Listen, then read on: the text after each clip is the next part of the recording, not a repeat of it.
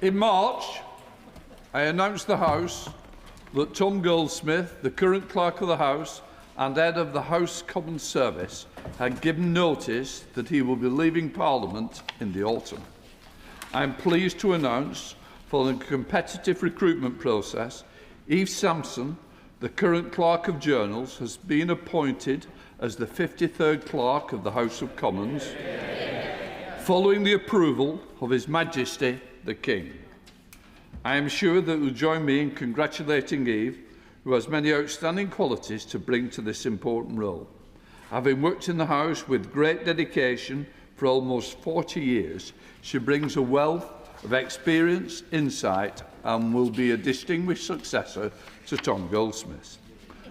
Arrangements will be made for a comprehensive handover period before Eve formally takes up the role in November. Until then, Tom will continue to carry out his duties as Clerk of the House. There is always a lot of work to do, and we'll make sure Tom works hard. There will also be an opportunity before then for colleagues to recognise more formally Tom's contribution to the House and to wish him all the very best in the future. We now come to questions of Secretary of State for Works and Pensions, Stefan Caron. Minister. Thank you, Mr. Speaker. There are currently over 1 million young people not in education, employment or training. Youth employment in the United Kingdom has not reached its pre-financial crash levels in any single year since, and there has been a sharp rise in recent years in the number of young people not in education, employment or training. And that is why we are investing an additional £2.5 billion over the next 3 years into the Youth Guarantee and the Growth and Skills Levy. Stefan Caron. Thank you, Mr. Speaker. Transport Committee's Buses Connecting Communities inquiry heard the significant impact that public transport connectivity has on unemployment. That's especially the case for young people in North Norfolk. It's a vicious cycle. Poor connectivity creates poor prospects and young people leave to start their careers elsewhere. How will the Secretary of State work with his colleagues across government to make sure that young people in rural communities don't face extra barriers to unemployment than their urban peers? And will he commit to making sure rural young people have a fair opportunity to thrive? Thank you, Mr. Speaker. I believe the honourable member raises an important issue. Whenever I discuss youth unemployment and opportunity with MPs, they often raise transport links as being a barrier. We are capping single bus fares at £3 rather.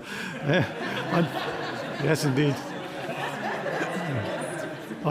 On thousands of routes in England outside London until March 2027, but I believe there is more that we can and should do, because he's right that connectivity is really important to link to opportunity. Thank you, Mr. Speaker, and I thank my right honourable friend, the Secretary of State, for his answer and the work that he's leading on for young people. But I recently visited a Job Centre Plus to meet the team, but also to see some of the fantastic work that they are already doing in getting our young people into work. But what has struck me was I had to visit a neighbouring constituency because we don't have our own in Battersea. However, in some cases, my constituents are having to take not one, not two, but 3 buses to get to that job centre, where there is a perfectly good job centre in Wandsworth. So can I ask my right honourable friend, what steps is he taking to ensure that we are removing all the barriers so transport and travel isn't a challenge to our young people getting into work? Can I thank my honourable friend not only for her question but for the wonderful work that she has done and the advice that she's given me on closing the disability employment gap and on championing the rights of partially sighted people. On her question on access, it is important, and alongside our job centre network, we have mobile job centre vans, and of course, over the next few years, we will be opening 360 youth hubs to get services to young people where they are in the local community. Shadow Minister Peter Bedford. Thank you, Mr. Speaker. Over 700,000 young people are now out of work. That's up 100,000 year on year, with the youth unemployment rate now at over 16%, higher than at any point during the pandemic. As this is likely to be the ministerial team's final question time, will the Secretary of State reflect on the damage the Employment Rights Act and national insurance increases have had on youth unemployment? Because behind those figures, there is a story of a young person not earning or not learning. They don't need yet more billion-pound government schemes. They need a growing economy with businesses that want to hire them. Will the next government finally deliver this? So state. Well, Mr Speaker, we have the second fastest growing economy in the G7. We have 400,000 more people in work than we did last year, and the number of young people in employment is up by 74,000 since the election. In the whole 14 years in which his party were in power, it went up by only 1,000. We come to Liberal Democrat spokesperson Steve Darling. Thank you, Mr Speaker. In deprived coastal communities such as Torquay, the NHS or DWP can make up a significant part of the job offer, including entry-level jobs for young people. It was therefore disturbing last week that almost 5,500 jobs are seeking to move or could be at risk of redundancy across the United Kingdom. In Torquay, there are 130 jobs at Cotswold House with no prospect of being moved to another DWP location. Will the Minister meet with me to discuss these closures of these offices and how young people can be helped into employment through employment with the DWP? Thank you. Well, thank you, Mr Speaker, and I appreciate that the DWP does play a role as a local employer, but it's also important that we deliver this service as efficiently as possible on behalf of the taxpayer. We get the maximum value for money for doing it. With regard to his request for a meeting, there has been an offer of a meeting with a minister from the department, and I hope that he takes that up. Bradley Thomas. Number 2, Mr Speaker. Minister. Thank you, Mr Speaker, and can I thank the honourable gentleman for his question. The employment rate is 78.4% in rural areas compared to 74.8% in urban areas, with job opportunities in agriculture, forestry, fishing, scientific and technical sectors. Under this government, economic inactivity amongst people aged 16 and over in rural areas has fallen by 0.8%. And through the new Jobs and Careers Service, we are providing more outreach in rural areas, including job centre vans, bringing employment support directly into rural communities. Thank you, Mr Speaker. Well, the picture that the Minister paints is not one that I recognise, and it's not one that is recognised by businesses in my constituency. Rural job opportunities have gone down, rural unemployment is up, and businesses routinely quote to me that the increased cost of employment under this government has directly contributed towards their inability to continue recruiting at a time when they would like to. Does the Minister recognise this, and will the Minister impart on the next Prime Minister the importance of a change of course? Minister. Well, the question was about rural areas, and it might be just interesting for the the honourable member to reflect on that under the last government, the number of jobs in agriculture, key sector in rural areas, fell by 50,000 under that government, and under this government, it's risen by 5,000. So it might just be helpful for him to reflect on that. Thank you, Mr Speaker. The abolition of the two-child limit. Oh, number 3, Mr Speaker. Oh, don't worry. We won't sit. 4. Mr Speaker, being in work is the best way to avoid poverty. The benefit cap does give a modest but significant incentive to start work and then to progress in work. Some people are not able to work, so the cap doesn't apply to people out of work on disability or caring benefits, but for others it remains in place. Thank you, Mr Speaker. The abolition of the two-child limit by this government was a key step in cutting child poverty, but some of the poorest families still see their benefit capped, and there are shockingly high levels of child poverty in parts of my constituency. 70% of children are growing up in poverty in Arundel ward and 61% in Princes Park. The cap hits families with high needs. 2/3 are single-parent families, more than half of whom had a child under 5, and over a quarter a child under 2. They are often forced to turn to food banks to survive as a result, and the Trustful Trust provided 1,300 food parcels to children in Liverpool Wavertree last year. Will the government build on the abolition of the two-child limit and review the benefit cap to ensure that families with very young children are protected from poverty? Minister. Well, Mr. Speaker, we'll certainly keep the policy under review, but at the moment there are too many people in poverty through being out of work, and the cap does help by increasing the incentive to work. She's right to highlight the scrapping of the two-child limit. 2 million children will gain overall from that.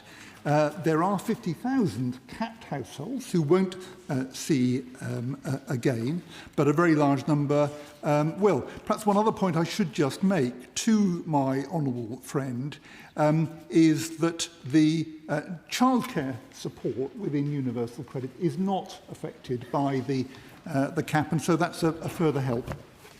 Seamus Logan. Thank you, Mr. Speaker. The House of Commons Library, quoting the Joseph Rowntree Foundation, report that child poverty rates in Scotland remain much lower than in England, 23% compared to 31%, due at least in part to the Scottish Child Payment. Can I ask the Minister, in light of this government's mission to tackle the scourge of child poverty, can he describe what measures the government are planning in addition to the abolition of the two-child cap? For example, scrapping the infamous bedroom tax. Minister. Well, he's right that the scrapping of the two-child limit is the key measure. That's going to lead to 450,000 children moving out of poverty. Other measures in our child poverty strategy that we published last year will increase that number by another 100,000. That is going to be very, very welcome progress in Scotland as well as in the rest of the UK, and we'll be keeping the policies under review. Secretary of State Helen Whitlam. Thank you, Mr. Speaker. Well, there we heard it a moment ago, Labour backbencher calling for yet more money to be spent on benefits. What we should be doing here is talking about all the households who are avoiding the cap.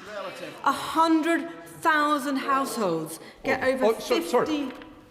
We've got to be very careful on language use, especially when you're on the panel. Thank you, Mr. Speaker. 100,000 households get over £50,000 in benefits. 16,000 households get over £60,000 in benefits. That gives them the same income as the top 10% of earners in this country. British people are sick and tired of footing the bill for Benefit Street and seeing welfare claimants living lives of luxury at their expense. The MP for Makerfield has called for more collaborative politics. So will the honourable gentleman adopt our plan to toughen up the benefits cap and save £1 billion of the benefits bill? Minister. Well, Mr. Speaker, if there is a plan, I'll be very interested to see it. We certainly haven't seen any details of it. The honourable member's comments are a further example of her expressing dissatisfaction with the system left behind by her government for 14 years. We're reforming the system, making sure it's doing the job we need it to do, and we'll carry on with that programme of reform. Alex Burrows-Curtis. Thank you very much, Mr. Speaker. Question number 4. Five. With your permission, Mr. Speaker, I'd like to answer questions 5, 9, 16 and 17 together. We are making strong progress in expanding youth hubs with around 130 already in operation across Great Britain.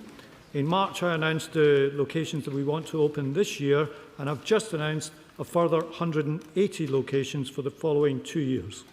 The areas involved include Harlow, Cardiff, Dartford and East Hertfordshire. They will see new youth hubs open in local sports clubs, libraries and other venues. And wherever MPs get a youth hub, I encourage them to work with their job centres and with local organisations to confirm venues and begin delivery of these important services. Thank Mr. Speaker, and I thank my right honourable friend for that brilliant news, and I hope that they will focus on mathematics skills as well. I could do with some of that.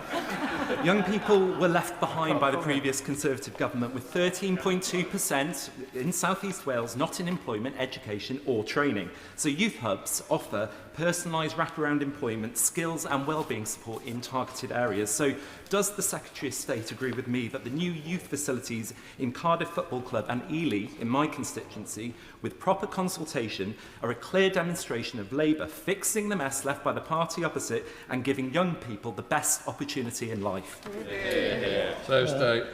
My honourable friend is right, and thank you to Cardiff Football Club for being a partner. We are supporting nearly 1 million young people and creating up to 500,000 opportunities for jobs and training. And we're doing this by providing incentives for employers to hire, promoting apprenticeships and delivering a whole range of targeted programmes. And on these youth hubs, there is another important point.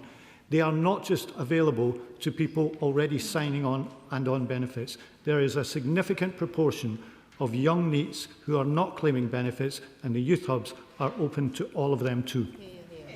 Thank you, Mr. Speaker. As you'll be aware, my constituency of Harlow is full of incredibly talented young people, some of whom I had the pleasure to meet at a recent awards ceremony at Harlow College. Alan Milburn's report makes it clear that young people are being let down by a broken system and deep-seated barriers rather than their own ambition. So can the Secretary of State outline how a youth club in my constituency of Harlow will make a massive difference to young people in Harlow to ensure they get these skills that local employers are looking for and build on the great work done by Harlow College?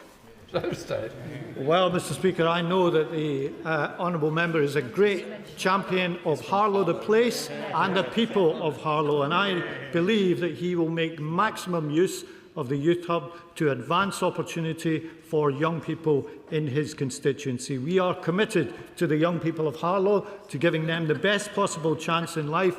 And I should say, I recently visited the Netherlands, which has a youth inactivity rate significantly lower than ours, and youth hubs are an important part of their effort to do that. Josh Dean.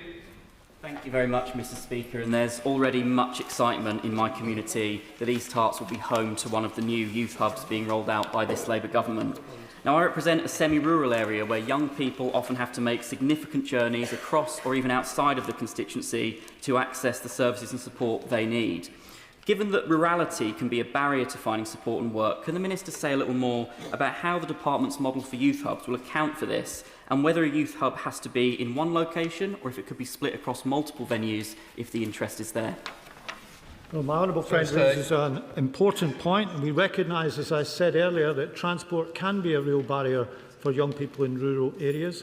So we've designed youth hubs to be flexible and work with local partners to tailor delivery to what works best in each area. For example, this can include offering more flexible opening hours or choosing locations that align with local transport patterns. The whole idea is to meet people where they are in the community and get services to them in a way that is the easiest possible for them to use. Jim Dixon. Thank you, Mr. Speaker.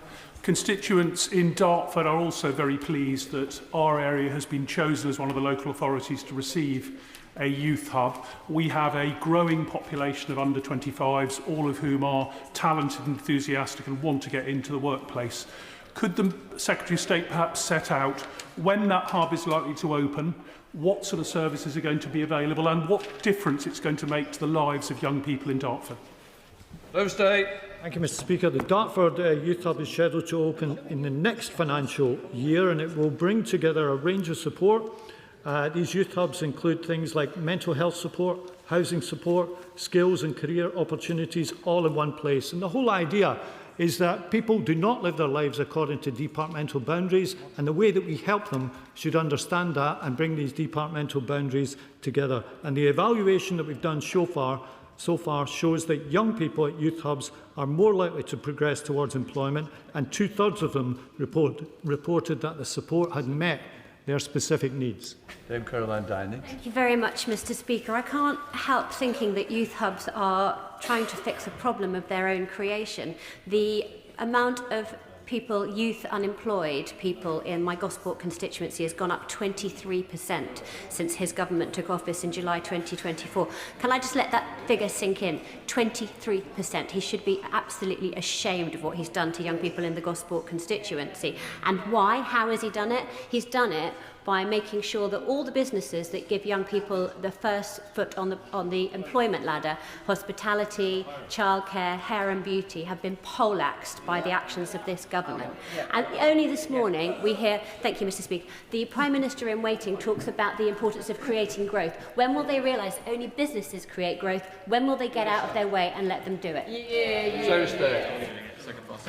Mr Speaker, as Alan Milburn pointed out in his recent report, the UK's NEET crisis is much more long-term and deep-seated than any decisions taken in the last few years. There are 400,000 more people in work than there were last year. The number of young people in employment is up by 74,000 since the election. It only went up by 1,000 during our party's 14 years in power. And from tomorrow, we will open the process of hiring incentives of £3,000 for any business that wants to take on a young person who's been out of work for 6 months or more. So shame is not the emotion I feel, it is passion for opening up work and opportunity to more young people, and that is what we are doing. Sir Julian Lewis. With the impeccable timing of an Olympic medalist and world record beater, the inspirational Fatima Whitbread is in Parliament today in Room U, Portcullis House till 4 p.m, stressing the importance for people like herself brought up in the care system of wraparound local authority hubs working and including the educational, sport, police and charity sectors. Will a member, preferably more than one, of the ministerial team take the trouble to leave this chamber when the questions come to an end and go over and talk to Fatima about her very interesting and constructive ideas in this important field? Seriously, I'm not quite sure. It was a very good twist on getting to the question, but go on. Congratulations to Fatima Whitbread, a great British hero, a great Olympic hero. He's right about the importance of opportunity for care leavers, of wraparound care. We're very keen to do that. We don't just want to help young people into work, but to help them after they've found work. And we'll certainly try to make sure that a member of the ministerial team calls into the event that you mentioned. Thank you, Mr Speaker. One of the key routes to employment that youth hubs can provide are supported internships.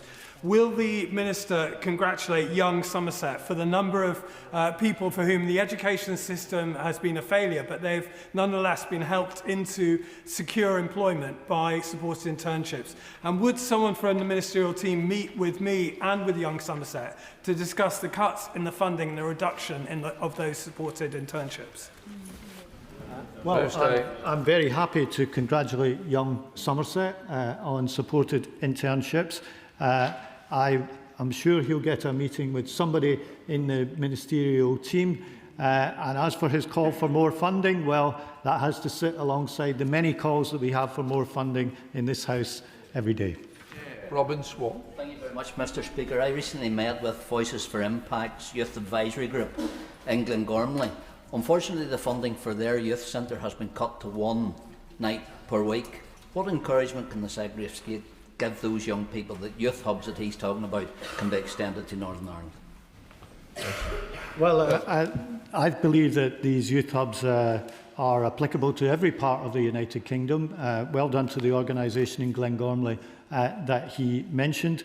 Of course, the Northern Ireland Executive has its own funding too, and many matters are devolved. But wherever young people are in the United Kingdom, I want them to know that this is a government that wants to see more opportunity for them, more work, and a helping hand to get them on that first vital career, that first step on the career ladder, which is often a good first job.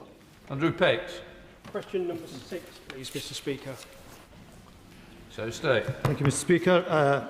On the matter of youth hubs, as I said earlier this spring, we announced the expansion to all planned areas and the launch of phase 1 of the Jobs Guarantee for the long-term unemployed, first in 6 areas and later to the whole country. From today, we're rolling out expanded employment support for young people on universal credit to all job centres in Britain. And as I mentioned, from tomorrow, we are opening the Youth Jobs Grant, which will give employers a £3,000 hiring bonus to take on a young person who's been out of work for 6 months or more. Thank you, Mr. Speaker. The Youth Guarantee will play a crucial part in a city like Peterborough, where for too long, too many young people have been starting their adult life on benefits without the skills necessary. Just this month, the Right Honourable Friend for East Ham cut the ribbon on the bridge, a new partnership between Peterborough College, Inspire to Unite and businesses to create more opportunities for young people. But we want to go further, Mr. Speaker. Working with Inspire to Ignite, we are bringing together businesses, civic sector, charities and others to launch the 3% Club to cut NEET level to 3% in Cambridgeshire and give young people the opportunities they need. Will my Right Honourable Friend explain more how the department can support frontline innovation and partnerships like this? And will she meet me, or will they meet me with Inspire to Unite and listen to the voices of young people as we turn this situation around? Well, can I thank my honourable friend for his commitment to expanding opportunity for young people in his constituency and reducing the NEET youth rate. As he knows, I was pleased to open the Peterborough Youth Hub some months ago. My department is working with Cambridgeshire and Peterborough's Strategic Authority on the Youth Guarantee Trailblazer. Congratulations to Inspire to Ignite. I value positive feedback from the Minister's visit to the bridge site, and I'll ensure that he gets a meeting with a Minister in the department to discuss these issues further. Rishi Sunak. Thank you, Mr. Speaker. My local businesses like Labman in Stokesley, Barker's and Sam Turner's in Northallerton and Metcalfe Farms in Leyburn are all excellent at providing opportunities for young people through apprenticeships. Now, I note that the government has introduced a very welcome hiring incentive for the smallest businesses to take on young people. So could I ask the Minister first to congratulate my local businesses that are doing just that, but also to learn the lessons from the Kickstart scheme, which I believe the guarantee is somewhat modelled on, where we discovered that it's better to have a very easy application process for these smallest businesses to speed uptake, but also to make sure they're aware of these initiatives, because they are very beneficial, but we need to make sure that they are aware and then do take them up to benefit young people. Well, may I thank the right honourable gentleman and wish him commiserations for whatever has left him reliant on his crutches today. I'm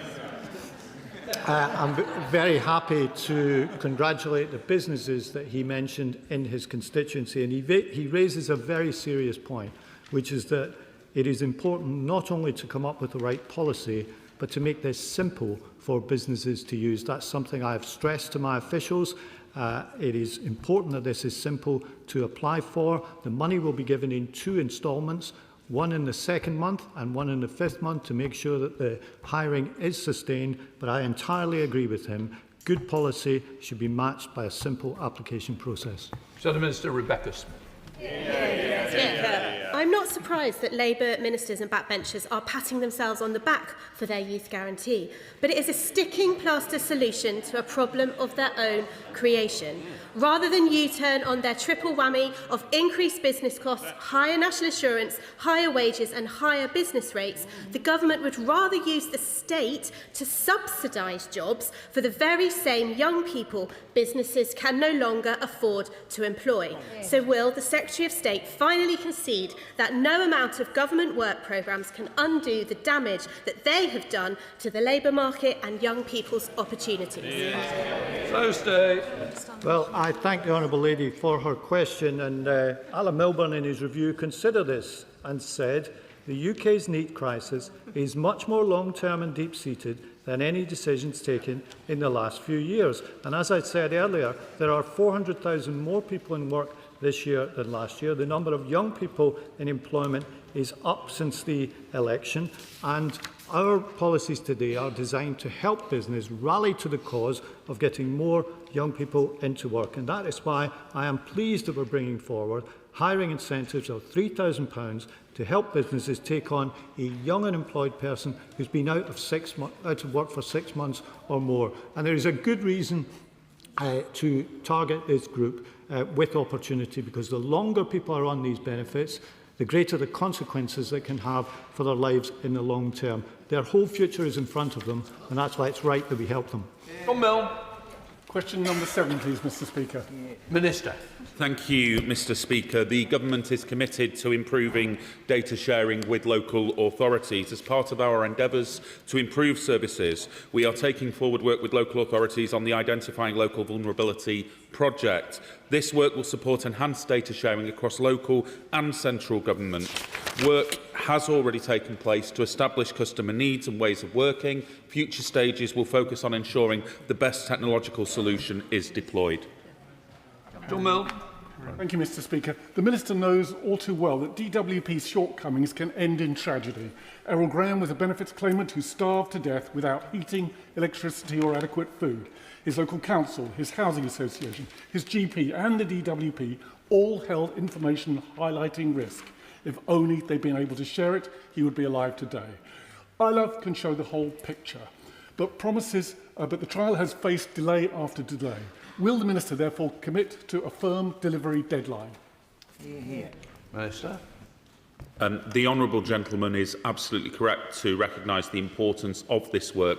Data sharing with local authorities is essential, particularly working on homelessness prevention, young people not in education, employment and training, supporting families. There is a rich seam here. If we get this work right, I can tell him that we expect to see early benefits from the rollout of this scheme by 2027.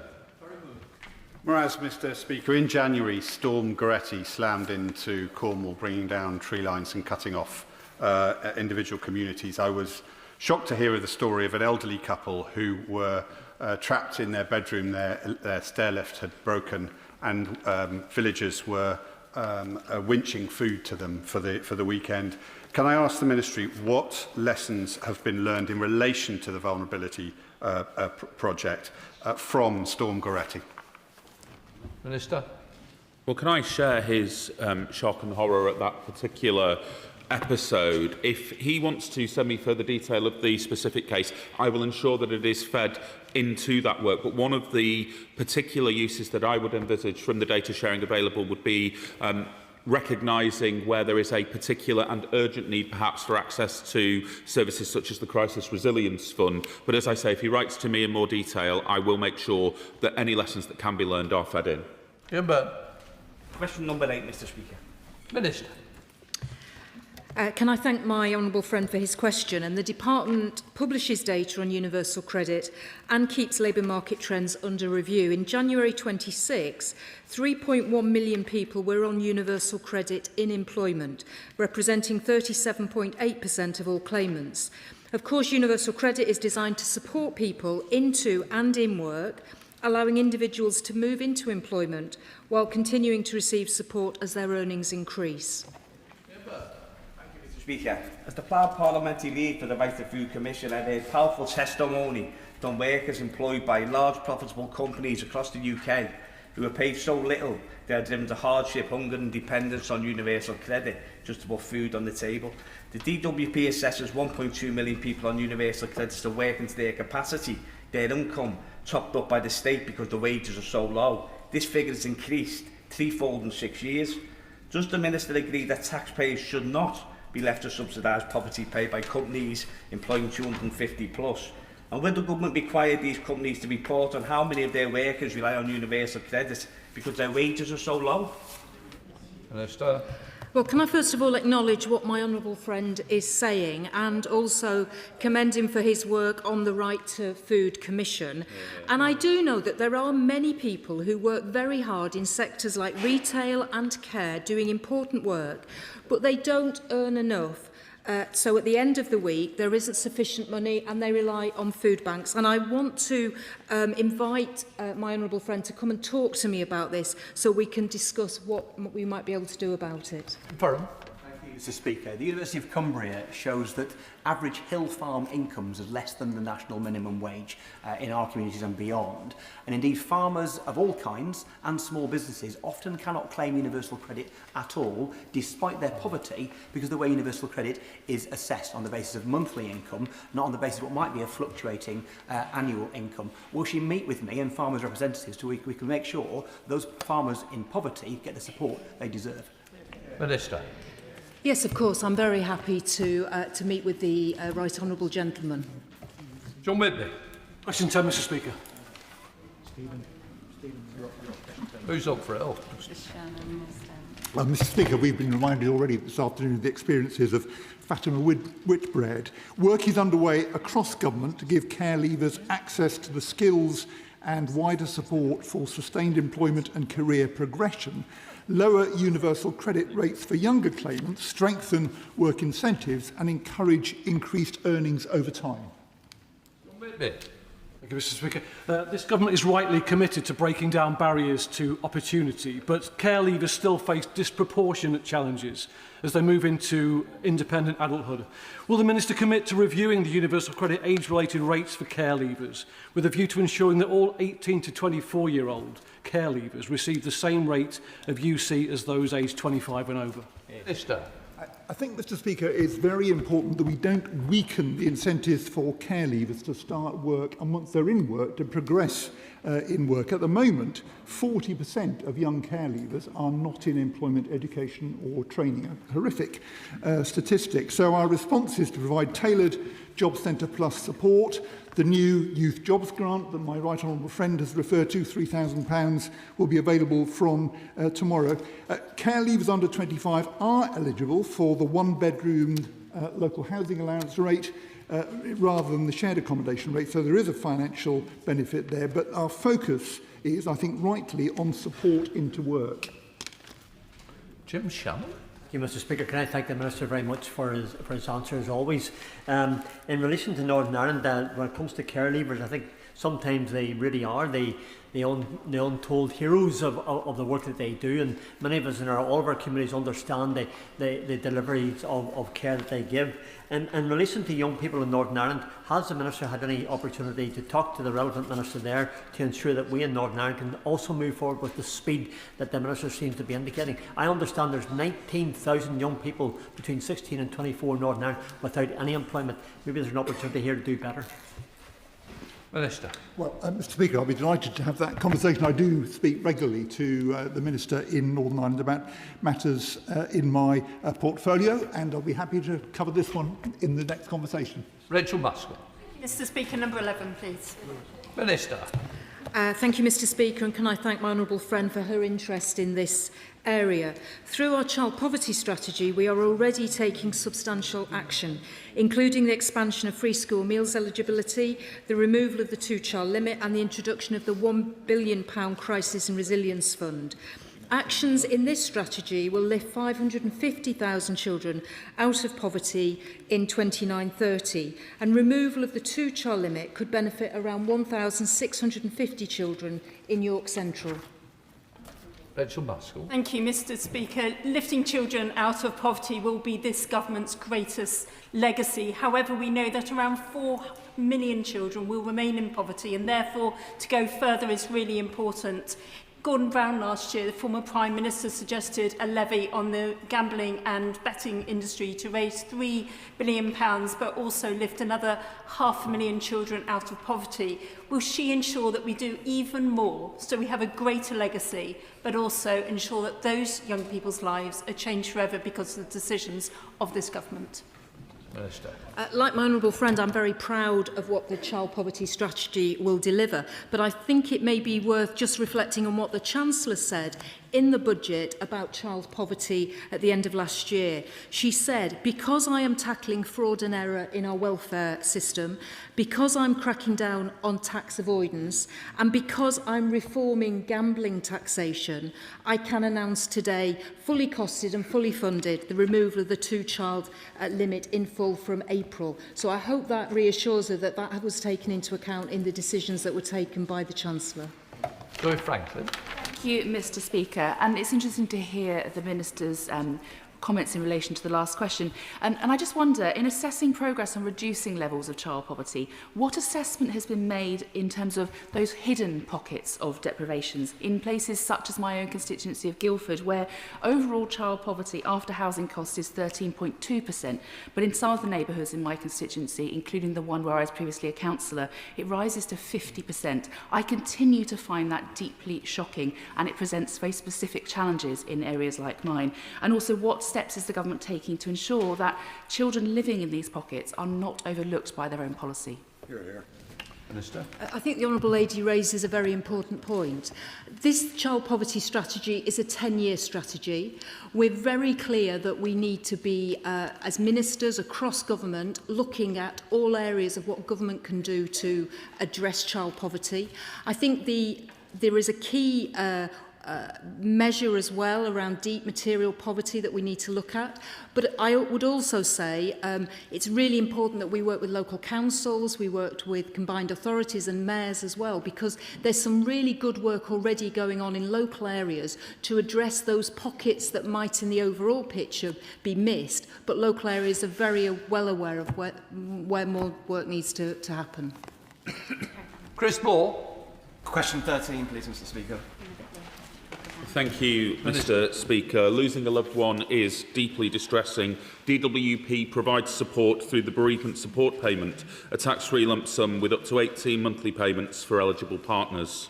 Help with funeral costs is available through the funeral expenses payment for those receiving income-related benefits, and additional support that may be available includes the bereavement run-on in universal credit, extending support after the death of a partner, child or another adult in the household. Chris Moore. Thank the Minister for his answer. He will probably know a petition calling for reform of bereavement support payments has now passed 100,000 signatures, backed by Way, Gingerbread and Cruise. Many of my families in Redditch are also among those affected. Will the Minister engage with Widows Fight UK before the parliamentary debate to ensure that all families facing this unbearable heartbreak have the support they deserve? Minister. I recognise the strong interest in this issue that my honourable friend has outlined. I was aware of the petition, but also of the campaigning work that he has done in this space. I'm very happy to receive any information that the organisation wishes to send to me in advance of the debate on the petition, and I look forward to participating in that. Thank you, Mr. Speaker. I recently met with bereaved families in my constituency of Stratford-on-Avon, including Joe, and they tell me that after while they are grieving, the distress to know that the bereavement support payment ends after just 18 months, despite the rising cost of living since it was introduced in 2017 has not been updated for 2026-27. So will the government commit to uprate this support payment in line with inflation and reviewing the 18 months limit? Minister. Can I thank her for her question? She raises an important point. BSP is reviewed annually as part of the wider uprating process, so it wouldn't be appropriate for me to make that commitment today. But on the specific question of why BSP is limited to 18 months, it is designed to support the acute period following bereavement. Longer-term financial support is delivered through the wider welfare system for those who are eligible, including universal credit, of course child benefit, but other forms of local support where that may be appropriate. Andrew Rossen. Question 14, Mr. Speaker. Minister. Thank you, Mr. Speaker. The Government is committed to supporting British pensioners to enjoy a comfortable retirement after a lifetime of work. That is why we are raising the state pension throughout this Parliament by the triple lock. In April, this saw the state pension increase by 4.8%, boosting the level of the new state pension by £575 a year. I thank the Minister for his reply, but he will know that in my borough of Havering, we have the second largest number of older people in the entirety of Greater London. Nearly a quarter of my constituents are within that age bracket, and they are losing out. The winter fuel allowance, I know the government's policy has changed, but that frightened them, whether Labour is really on their side. Will he assure my constituents that the next Labour administration will not target pensioners, will actually give them the respect they deserve and ensure that they have a happy and healthy retirement? Well, I thank the honourable member for his question, and I can give him the assurance he asked for, which is this Labour administration, like all Labour administrations, is on pensioners' side. But of course, he only defected earlier this year, so he was a Conservative MP during all 14 years of the disastrous party opposite's last government, a government that saw pensioner poverty rise and left 1 in 5 of those aged over 75 on NHS waiting lists. That is what letting down pensioners looks like. Okay. Thank you, Mr. Speaker. Can the Minister set out what plans he has to make sure today's workers, so tomorrow's pensioners, enjoy a decent retirement? Minister. Well, I thank my honourable friend for his question. It's a very important question. We need to make sure that those retiring in 2050 can look forward to the same kind of comfortable retirements that many, not all, but many of today's pensioners do enjoy. And the honest answer is that we're not on track for that at the moment. This government's taking a two-stage approach, driving up returns on pension savings now. That's what the Pension Scheme Act that passed recently does, but then doing the longer-term work with the Pensions Commission, looking at exactly this. How do we make sure that tomorrow's workers can enjoy comfortable retirements? And I promise they will bring forward their report early next year. Well, Gardner, Shadow Minister. Yeah. Thank you very much, Mr. Speaker. The Pensions Minister likes to spend a lot of time criticising the previous government for its actions on pensioners, and also at the same time spends an awful lot of time talking up his legacy on helping pensioners, but his actions just simply do not reflect the narrative.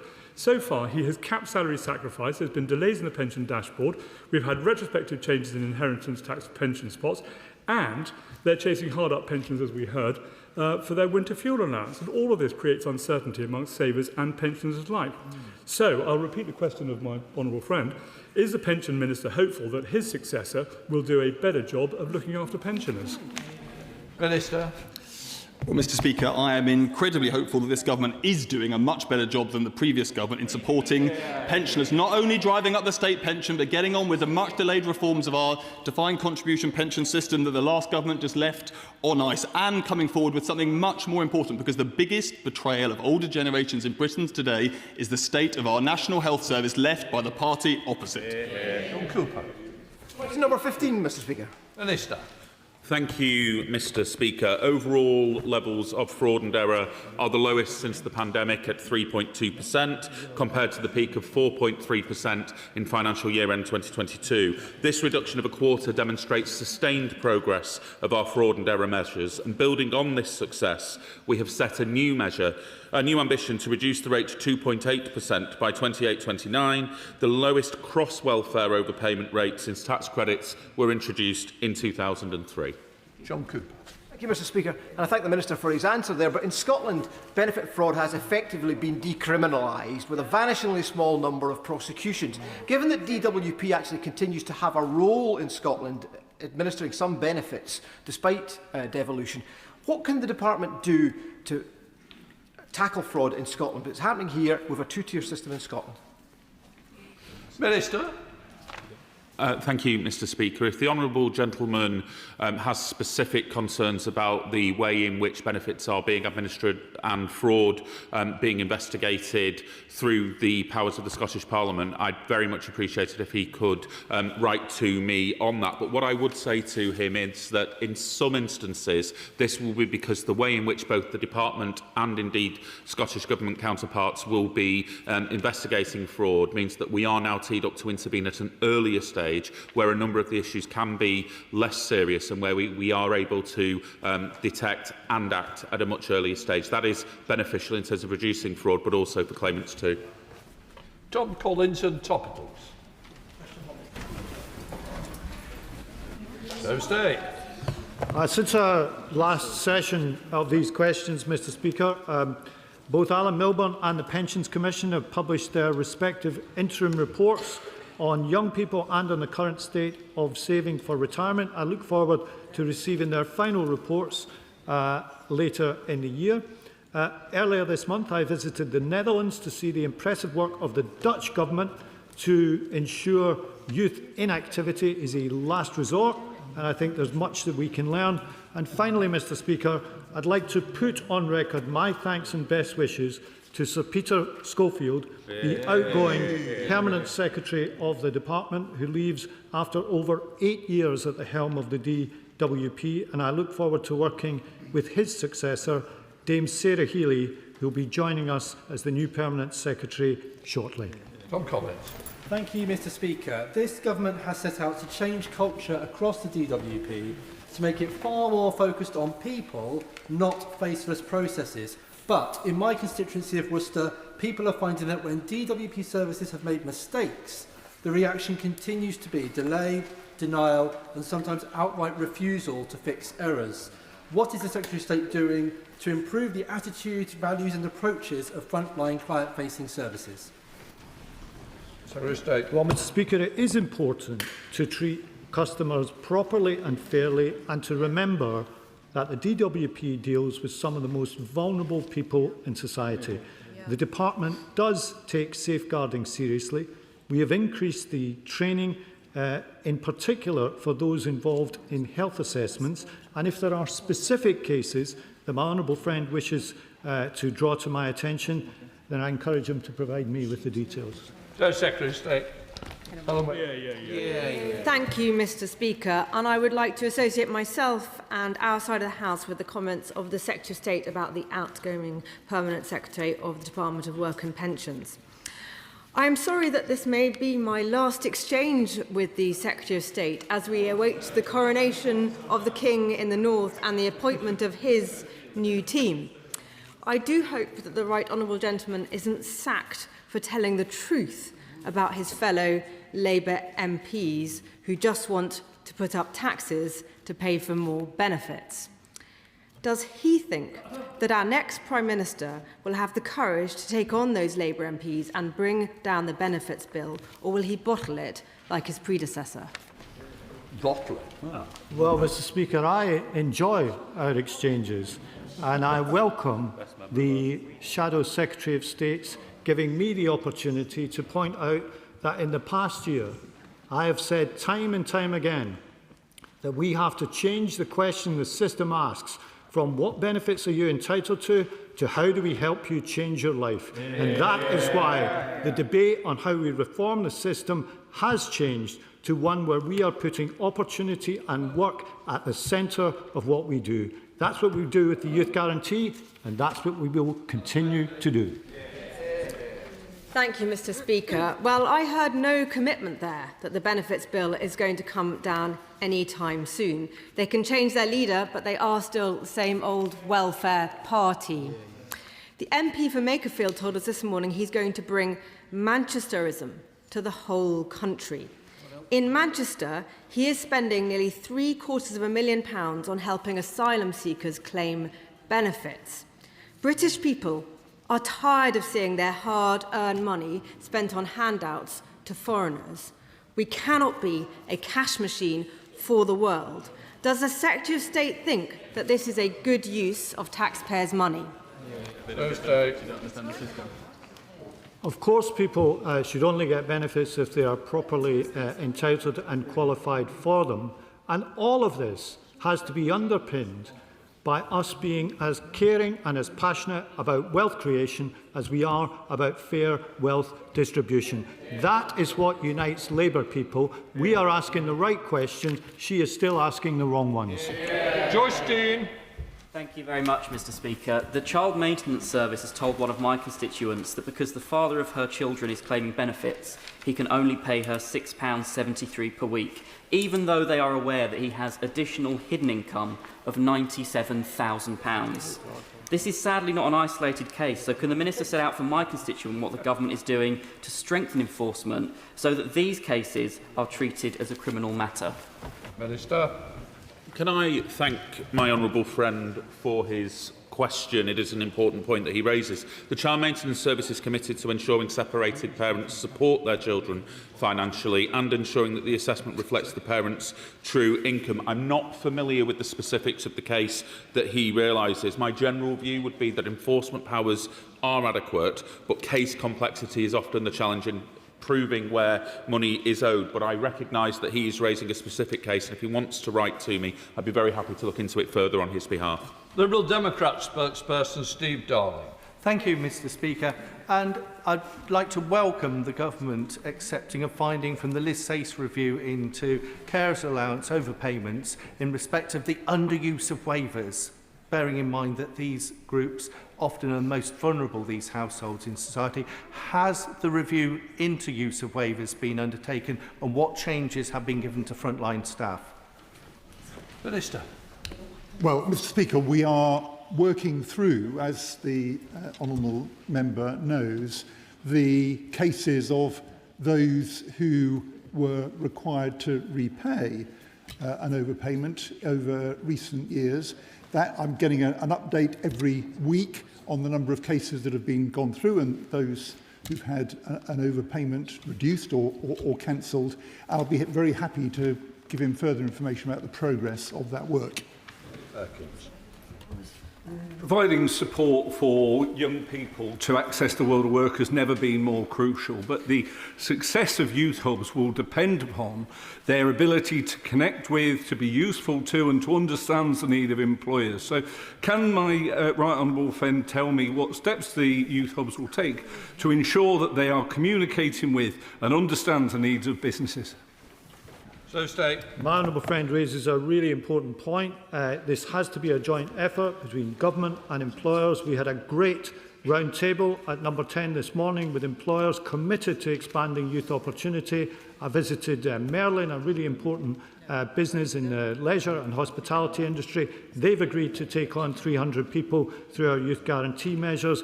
Other businesses are signing up too, and I encourage as many as possible to do so.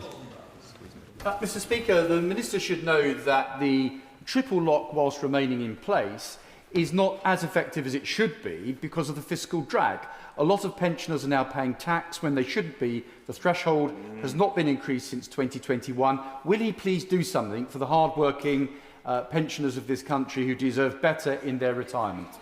Well, I thank the honourable member for his question, and I recognise the point he's making, which is to fund the NHS, which we need to do to stop letting down older generations. There are consequences for tax that affects the whole population, including pensioners. The Chancellor has set out that the level of the personal allowance will remain above the level of the new and the basic state pension, the headline rates, through this year, and in future years will ensure that we ease the administrative burden for pensioners that have small amounts of tax due. Reference to the consultation on surplus flexibilities for defined pension schemes, the Pensions Minister has explained that trustees could offer employers surplus extraction of pension funds on condition of restoring the value of pre-97 pensions. So in drawing up the regulations, will he ensure that trustees are required to commission an independent assessment of pre-97 pension erosion, ring-fence funds to restore full pension value and restore pension value to members ahead of any surplus extraction by employers? Minister. Well, I thank my honourable friend for her question. She and I have discussed this on a number of occasions. She's been an important campaigner for pensioners in her constituency affected by this. While 3/4 of schemes provide some degree of pre-97 indexation, for members of those who do not, this is a very real impact. Indeed, we've discussed that with local pensioners in South Wales. Surplus reforms that this government is coming forward will make it easier for some trustees to negotiate for additional indexation. As an update to the House, we launched a consultation on this on the 10th of June, and that runs until the 2nd of September, and I'll take the honourable lady's comments today as an input to that consultation. Thank you, Mr. Speaker. 1 in 50 Londoners, including 1 in 21 children, are homeless and living in temporary accommodation. London boroughs are spending £5 million a day on temporary accommodation. While housing costs have skyrocketed in the past 15 years, the temporary accommodation subsidy gap has remained frozen since 2011. Some councils are now struggling to fund other important areas such as social care. So will the Minister commit to urgently reviewing the temporary accommodation subsidy gap to ensure that councils are fairly reimbursed? Minister. Mr. Speaker, I can assure the honourable member that my department is working very closely with MHCLG, looking at the problem of homelessness, what we need to do between us to address it. And I note the point that she raises, which is one of those points for discussion. Thank you, Mr. Speaker. The number of young people not in employment, education or training is something that should concern us all. So I was delighted to see a new youth hub announced for Ada earlier this month. Can the Secretary of State set out how it will set young people up for success in my constituency? I thank the honourable gentleman for his question. The Youth Hub will be able to help young people by treating them as human beings and bringing together holistic support, getting them into employment, including mental health, housing, essential and vocational skills. As I said, breaking down the barriers between departments, seeing them as a person, so far 67% of young people using youth hubs report that the support had met their needs. Adam Dance. Mr. Speaker, the Universal Credit Team admitted they made the wrong decision on if my constituent had to pay bedroom tax for a room to care for his son. But they only backdated payments to 25th of May 2025 rather than the 1st of July 2024. So can the Minister make sure my constituent gets a full refund and set out how we're going to stop future errors on universal credit decisions? Minister. Well, Mr. Speaker, there is a limit on how far back applications can be backdated. But if you'd like to drop me a line with the details, I'll make sure we have a good look at the case that he's raised. John. Thank you, Mr. Speaker. Now, the Pension Minister knows there's no retirement on a planet, so will he commit to writing to the 50 largest UK pension funds, asking them to set out their timetable for divesting from fossil fuels? I thank my honourable friend for this. He's a consistent campaigner on these issues in this place and also in our regular meetings, and I always learn something from those conversations. I'm not going forward with exactly the suggestion he brings forward, but I agree there is more we can do, not least to provide clarity for trustees. And we're working with industry to develop guidance clarifying that fiduciary duties allow trustees investing in members' best interest to consider systemic risks, including climate change, and we'll consult later this summer. Joe Morrison. Thank you, Mr. Speaker. The increased PIP costs are expected to add an extra £5 billion to the welfare budget this year, as the Taxpayer Alliance highlighted the number of households earning over $100,000 and getting PIP has doubled to 200,000 claimants. Will the Minister make an assessment of the potential merits of means testing PIP to ensure targeted support? Minister. Well, Mr. Speaker, together with disabled people, we are co-producing a review of PIP to make sure it's fair and fit for the future. The review terms of reference reflect the view of successive governments that PIP should be a non-means tested cash benefit for people both in and out of work, because anybody can incur additional costs as a result of long-term ill health or disability. Alice Bellinger. Thank you, Mr. Speaker. In Alan Milburn's Young People and Work report, Dudley Borough was sadly named as the worst performing borough in the country for tracking 16 and 17-year-olds. Over 1,000 16 and 17-year-olds, it was unknown whether they were working, whether they were in school, whether they were in college, or what they were doing at all. So can the Secretary of State outline what the department is doing to make sure we don't lose sight of these young people, like we've done in Dudley, and so we can give them the opportunities that they do need? Honourable friend raises a really important point. We cannot allow young people to drop out of sight of the system. It's really important, especially 16 and 17-year-olds, where we want to see education or training participation up until the age of 18. In my visit to the Netherlands, they took this really seriously and had effort after effort to stop young people dropping out. I think there's a lot that we can learn from that and track the young people more closely. Dr Neil Shastrihurst. Thank you very much, Mr. Speaker. There are now over 1 million young people not in education, employment or training, the highest number in more than a decade. So when the history books are written on this period of government, does the Minister agree that the story will be of a lost generation? Yeah. When the history books are written about this, they will show that these numbers rose by 250,000 in the last 3 years in which his party were in power, and they did precisely nothing about it. That's what the history books will show. We are responding with a youth guarantee that puts work and opportunity at the heart of welfare reform. I wish he'd done it, but they didn't, but we are. One of my constituents is a former care leaver who's facing immense health conditions and he can no longer work. Given the lack of family and social support many care leavers experience, they're uniquely vulnerable to financial insecurity. Can the Minister confirm that the experience of care leavers are being considered as part of the TIMS review? Minister. I mean, if the care leavers are PIP recipients, and I think that probably is the case in the example that she's given, then certainly we are considering that point. If there's particular issues she thinks we need to reflect on in the course of the review, I'll be keen to see those. Thank Thank you, Mr Speaker. Bereavement benefits have not been uprated for 10 years and simply don't recognise the lifelong impact of early bereavement on children and surviving parents. So will the Minister look again at uprating bereavement support benefits in line with inflation? Minister. I appreciate the point that the Honourable Lady is making. I'm not in a position from the dispatch box to confirm an uprating, but this will be considered in the usual way as part of the annual uprating process. There is a forthcoming debate in Westminster Hall in response to a petition on the adequacy of bereavement support payments, and I'm sure that she will participate fully in that debate if she's able to make the case further. Mr Speaker, many young people, children who are on disability living allowance, end up going on to PIP very readily. While of course it's important that people get support, what work is the Secretary of State doing to make sure that those young people are not written off but given every opportunity to work? My right honourable friend raises a really important point. There should not be an automatic transition. We also have to consider the life chances of people on long-term sickness benefits, so this is worthy of something considering, while always, of course, making sure that people who are in need of disability benefits get the help and support that they need to lead as full a life as possible. Martin Vickers. Thank you, Mr Speaker. I recently visited Grimsby Job Centre and met with Nick Gregory and Joe Corney, two excellent officials. One of the things they were able to information they were able to give me is the opening of a youth hub in Scunthorpe, which will serve many parts of my constituency. But many of the young people who go will be from the rural areas. What new initiatives are the government planning to provide work for young people in rural areas? Minister. Well, can I also agree with the honourable gentleman's comments about the DWP officials in our area? They are excellent.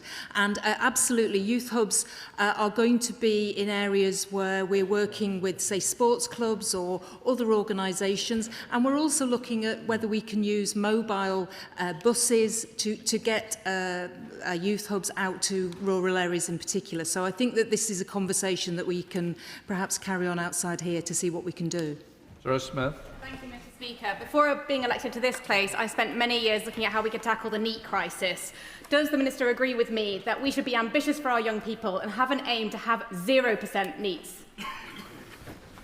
Well, Mr Speaker, I've discussed this with the Honourable Lady. There are great schools that I have visited that have a record of NEET zero, and they do it by paying attention to employability and work right from year 7. So I believe there is more that can be done to reduce this figure and put work and opportunity at the heart of the reform of the system that we are bringing forward. Jenrick. Unemployment is soaring. There's nearly 1 million young people not in education or training. It is a terrible waste of human potential and an economic catastrophe. Reform is proposing that we scrap the damaging jobs tax and pay for that within a new levy on migrant labour. It would make it much, much easier to employ British workers. Yeah. Would the Secretary of State consider this and put British workers first? Yeah.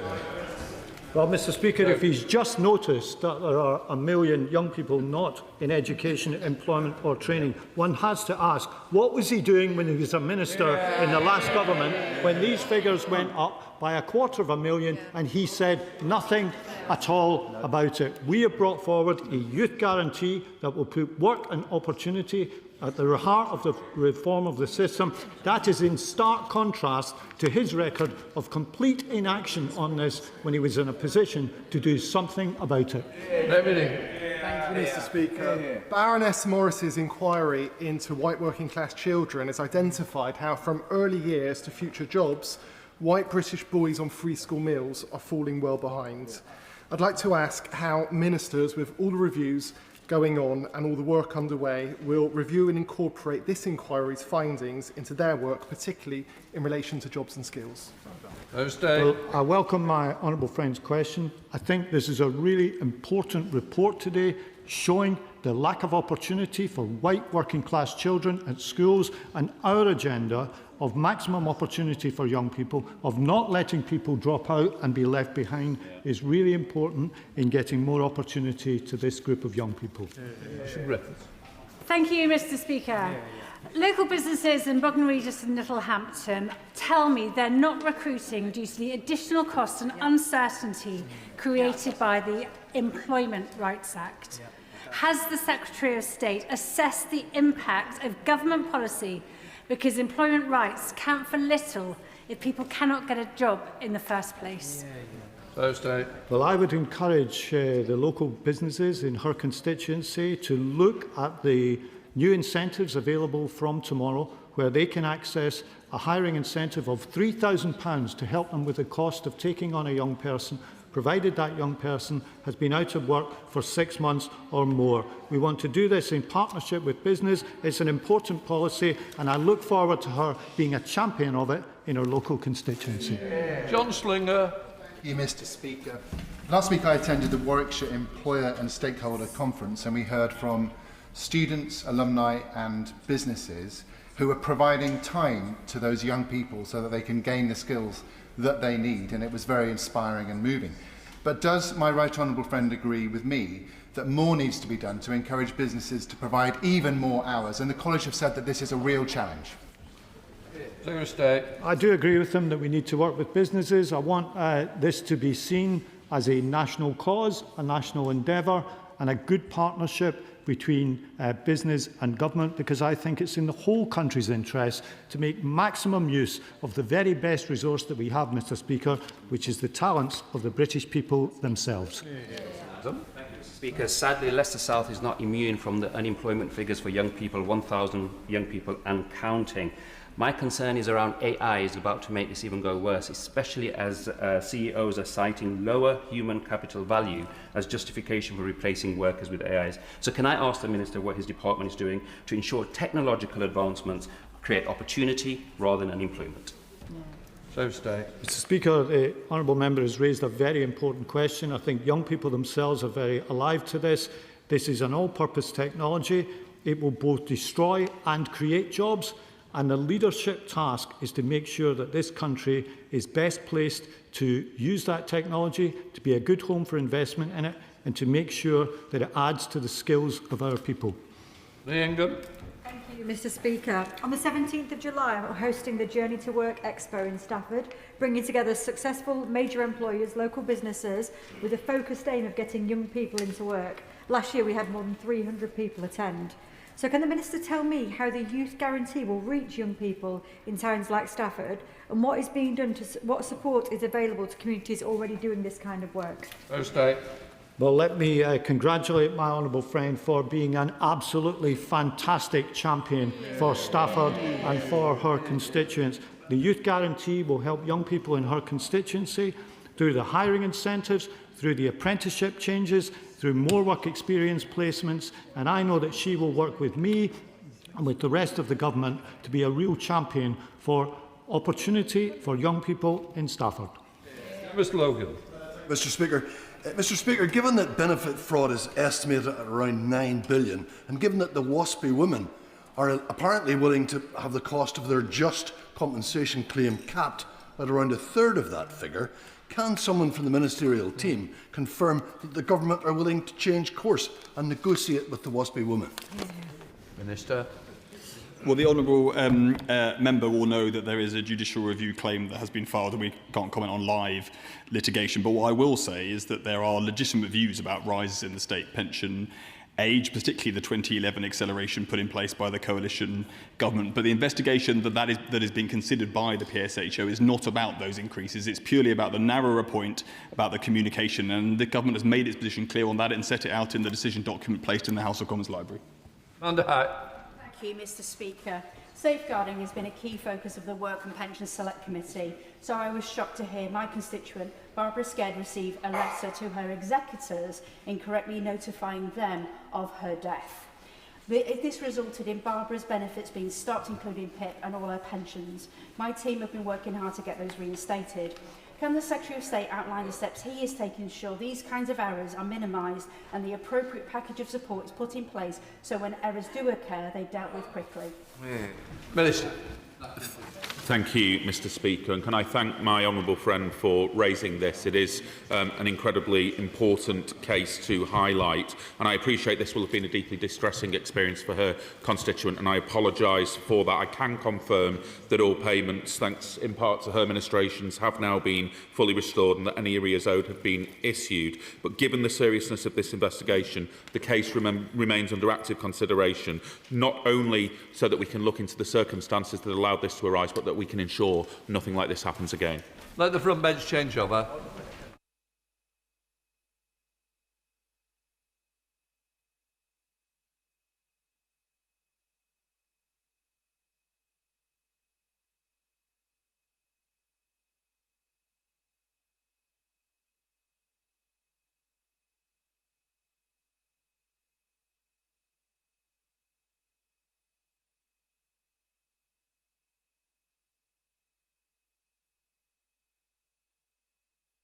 We now come to the urgent question, Dr. Kieran Mullen. Thank you, Mr Speaker. To ask the Secretary of State for Justice if he will make a statement on the early release of rapists and child groomers. Minister. Thank you, Mr Speaker. Those who perpetrate these heinous crimes must face the full force of the law. Under this government, convictions for child sex offences are a record high. At the end of Parliament, more criminals will be behind bars than ever before. But this government, Mr Speaker, inherited a prison system on the brink of collapse, with at one point fewer than 100 places left in the whole estate. Without the Sentencing Act, which received royal assent in January of this year, the courts would be at risk of grinding to a halt, preventing sex offenders and others from being brought to justice. No space in prisons would mean no trials, no justice for victims, no punishment for offenders. That is the choice. Strict licence conditions in the community for those who've already served time in prison under our reforms, or the collapse of the system entirely, leaving sex offenders and others acting with impunity. The previous government added just 500 prison places to the system in 14 years, in stark contrast to this government, which is delivering the largest prison expansion since the Victorian era. In under 2 years, this government has delivered 3,100 additional places, and we are on track to deliver almost 11,000 more by 2031. Under our reforms, dangerous offenders will continue to be locked up for a long time. Over 18,000 offenders serving life or extended sentences will not be affected by changes to release points and will remain subject to parole board decisions. Offenders who are released will face strict licence conditions, closer probation supervision for the most dangerous offenders, exclusion zones, tagging, 24/7 tracking and curfews. This is the biggest expansion, Mr Speaker, of tagging in history, ensuring dangerous offenders are monitored and the public protected. And if risk in the community becomes unmanageable, those offenders can be recalled to prison. Mr Speaker, the previous government left prisons on the verge of collapse. This government is safely delivering reforms needed to end the cycle of capacity crises and protect the British public. Dr. Kieran Mullen. Imagine you are the victim of a serious crime, as serious as rape or child grooming, and you receive a letter telling you that the perpetrator who harmed you is going to be let out of prison early. Appallingly, this is the experience right now for thousands of victims of crime, including some of the most serious crimes imaginable, thanks to the changes that have been made to our sentencing laws by this Labour government, helped by the Liberal Democrats. Before the Minister and Labour MPs, as he did, tells us as a result of prison overcrowding, I want every member of this House to be crystal clear about the actual choice this government is making. The last Labour government released 80,000 prisoners early. The last Conservative government also operated early release programmes, as this government has. That's not new, but these schemes excluded serious sexual offenders. Do Labour MPs really want to tell their constituents they support the early release of rapists and child groomers when there are other existing schemes that could be used to avoid that? I want to pay tribute to grooming gangs campaigner Fiona Goddard, who, like many others, refused to be silent when she received her letter. Fiona's abusers were sentenced to between 16 and 20 years in prison in 2019. Now she says the justice she got in that courtroom is being snatched away from her, and she's right. What did the Labour government say to the journalist raising her case? That the most serious offences would be excluded. Labour told a victim of rape, sexual assault and grooming that her offenders weren't serious enough to be excluded from early release. Disgraceful. And here we are, just a matter of weeks away from these serious offenders coming out, and we still don't know how many are being released and what crimes they've committed. So thank you very much, Mr Speaker, for granting this urgent question. This government cannot cover up what it's doing to victims any longer. They must tell us now, today, how many criminals, how many rapists and child groomers are going to be released early, when they're going to be released, and exactly what crimes they've committed. I'm confident when the public understand what is being done in their names, there'll be an outcry, and our new incoming Prime Minister will have a choice: to act in the interest of rapists and paedophiles, or to stand up for victims. What's it going to be? Thank you, Mr. Speaker. I've listened to the Honourable Member on this issue a lot, and I must once again remind him of his record in government and why the Sentencing Act was an absolute necessity to keep the criminal justice system functioning. Prisons, when we came to office, were at bursting point. 500 prison places added in 14 years. 10,000 offenders released by the last government, largely in secret. And that's the key point, Mr. Speaker, because he's asked quite rightly and understandably questions about how the scheme is going to be delivered, how victims are going to be kept informed. Under the Conservatives, it was pure chaos. They lost the grip of the system. They didn't have a long-term plan for stability in the prison estate. And that meant when they did have to operate early release mechanisms, they gave the victims just a few days' notice, if that at all. Complete secrecy, complete chaos, and we will not let that happen to the British public again. There is a choice. There is no alternative that has been offered by the opposition to the prison crisis that they created. There is a choice. Strict... Can I just help? But we don't need to worry about what their position is. The question is to yourself and about what you're going to do. As I've also got a constituent that got a letter. So I've got to say it's very serious across the country.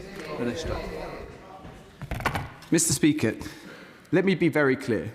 The Sentencing Act, which received royal assent in January, sets out some provisions which are coming into effect in September. We are determined to ensure that victims will receive due notification in good time, not just because we believe there is a responsibility of government to let them know, but because we know that victims need to have a role to play in the licence conditions that we set. It's absolutely vital that victims' voices are heard. That's why we've already begun communication with victims groups and indeed victims who are party to the victim contact scheme. And we will go further and make sure that all those that are party to the scheme receive precise information on their case. Not just because we want to let them know, Mr. Speaker, but because we want to hear from them to ensure that when we put in the most robust licence conditions in the community, victims' voices are at the heart of the decisions we make. That's absolutely right, and that's not what happened under the Conservative government. Jess Phillips. Thank you, Mr. Speaker. I recognise actually that so few rapists went to prison under the previous administration and the increase has been huge actually, especially with child rapists, and I congratulate the government from that.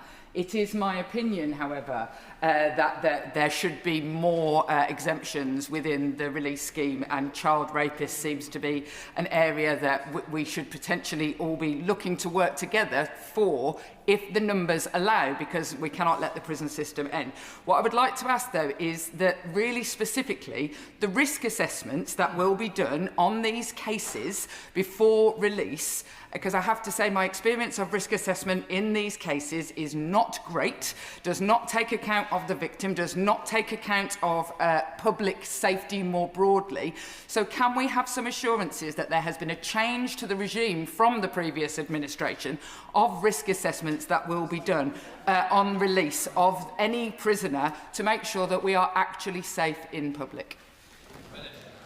Well, let me first, Mr. Speaker, if I may, pay tribute to my honourable friend for the work she did both in government and indeed in opposition on these issues. She's absolutely right. She's raised with me outside of the chamber the issue of pre-sentencing reports, in particular in relation to domestic abuse. And as she knows, I've spoken with Lord Timpson, and we will be coming back to her on those specific measures. She is also right to raise this issue of community safety, and that is why we've invested £700 million into the probation system, the biggest investment in probation for a generation. It's why we've recruited more probation officers than ever before, and it's why, for the first time, in several decades, in fact, that caseloads for your average probation officer is going down rather than going record highs under the Conservatives. Jess Brown for the Liberal Democrat spokesperson. Thank you, Mr. Speaker. Can I first pay tribute to the victims and survivors of some of the most appalling, heinous crimes for their bravery, speaking out about the fear that they have felt, receiving letters from the MOJ informing them that their perpetrators might be let out early. Now, I understand that the purpose of these letters is to ensure that victims have the opportunity to engage with licensed conditions, but what other support will be available to those victims that understandably feel re-traumatised and let down by the justice system? In the other place, the Prisons Minister made a commitment to those released early would be subject to intensive supervision, supported by a significant programme of electronic tagging. The Liberal Democrats were clear that the government could only bring forward these measures if the probation service was adequately resourced to achieve this in the community. The Prisons Minister agreed to an annual review into the state of probation and its ability to cope with the changes. When can we expect that first review? And finally, the government inherited a prison system that was running so hot they were at risk of losing the ability to lock up any offender. But can the Minister guarantee here today that no victim will ever again only be given just 2 days' notice, or in some cases no notice, of their perpetrator being released like they suffered in recent years? I thank her for her question.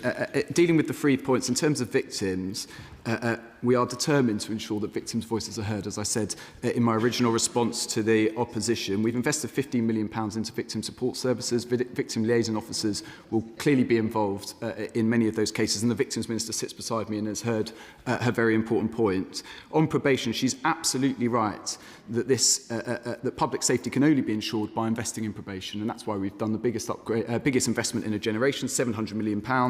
And as I've said, that investment is now beginning to bear results, with caseloads coming down significantly for the first time in a long time. In terms of, she's absolutely right that we need to give due notice to victims to make sure they're informed of what is happening to those to their perpetrators and make sure they're involved in the process. As I said already, under the last government, that didn't happen. This will happen. I will just gently say that, of course, some victims have opted out of the contact service. So we cannot say today, Mr. Speaker, that all victims will, but all those that are involved with the contact service will receive it. Thank you, Mr. Speaker. We all accept that the prison capacity crisis does require difficult decisions. But when Parliament passed the sentencing bill, ministers assured the House that the most serious and heinous offenders and those who commit the gravest crimes will continue to face the toughest sentences. Does the Minister not accept that most people would regard members of grooming gangs who sexually abused, raped and exploited children, and indeed child sex offenders more generally, as falling within the order and meaning of the most serious and heinous offences? Now, if so, why are these not excluded from this release scheme? And can I say, as a local Member of Parliament, I am absolutely disgusted that Shabir Ahmed, the leader of the Rochdale grooming gang, who was an Oldham resident, is due to be released according to local news reports, not because the government has informed local MPs, this week. Now, of course, he was convicted of crimes in relation to Rochdale victims, but we all know that for every victim who went through the court process, there will be other victims who did not. And the idea that Oldham is somehow not affected by the evil of this person is ridiculous. So can I urge the Minister, please look at this case in particular, but also the rules that are allowing this to be normalised when it cannot be allowed to be normalised. Well, let me thank him for his question, and I'll of course not just look into that particular case, but also meet with him urgently to discuss that case.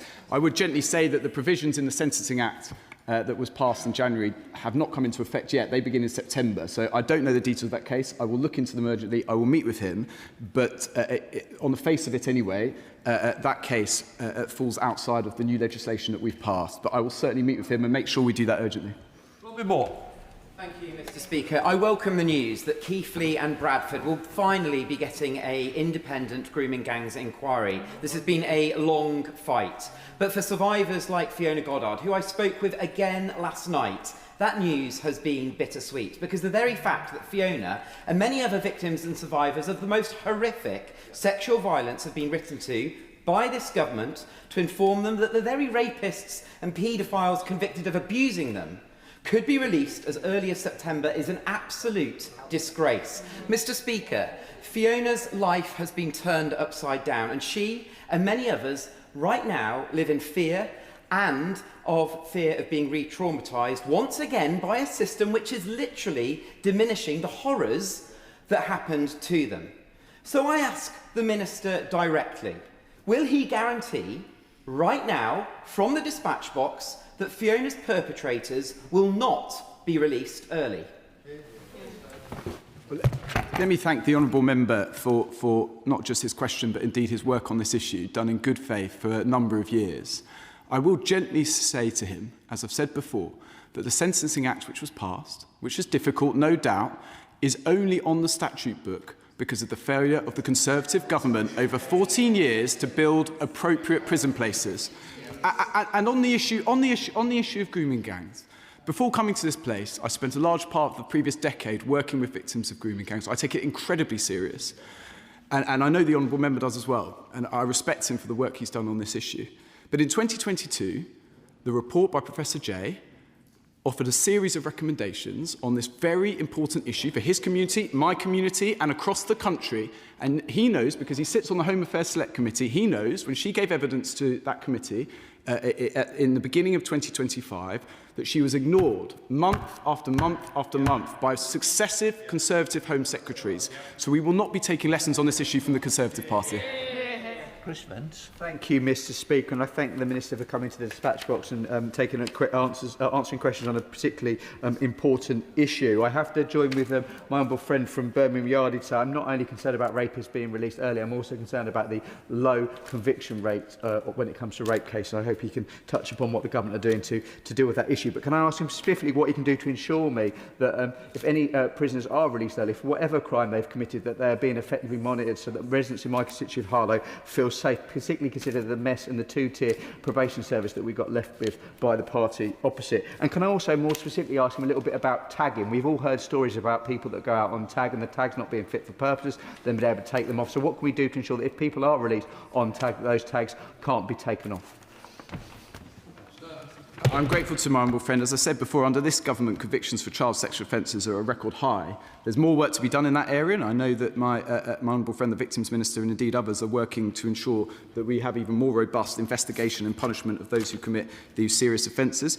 As we set out in the Sentencing Act, we've also implemented the most robust community package than ever before. So that includes exclusion zones, tagging, 24/7 tracking, curfews, the biggest expansion of tagging in history to ensure dangerous offenders are monitored and the public protected. We've got to make sure that tagging system is robust, and we will do so. Thank you, Mr. Speaker. In June, 20 grooming gang perpetrators were jailed for offences in West Yorkshire, which included the rape and abuse of 3 girls. The youngest was aged just 12. Abbas Khaji was sentenced to just 7 years for rape, Mohammed Ishtiaq Hussain just 8. All too soon, these vile men will be back on the streets of the very communities that they terrorised. The idea that the government could cut their sentences to be even shorter is terrifying. Can the Minister please assure this House this is not about the past, this is about the present and the future, that everybody involved in grooming and rape gang offences will at the very least serve the entirety of their already too short sentences? Well, once again, I'm very happy to meet with her or indeed the appropriate Member of Parliament to look in the details of that case. We need to make sure that we have enough prison places to ensure that those that commit these serious offences serve time at all. And that is what the Sentencing Act, complemented with the biggest prison building programme since the Victorian era, will do. Taylor. Mr. Speaker, I was contacted by a constituent who had received one of these letters earlier this week, and the offender in question was a vile monster responsible for decades of sexual abuse. He was sentenced to 30 years for 31 counts of sexual assault, rape and processing indecent images, and he has served less than 5 years.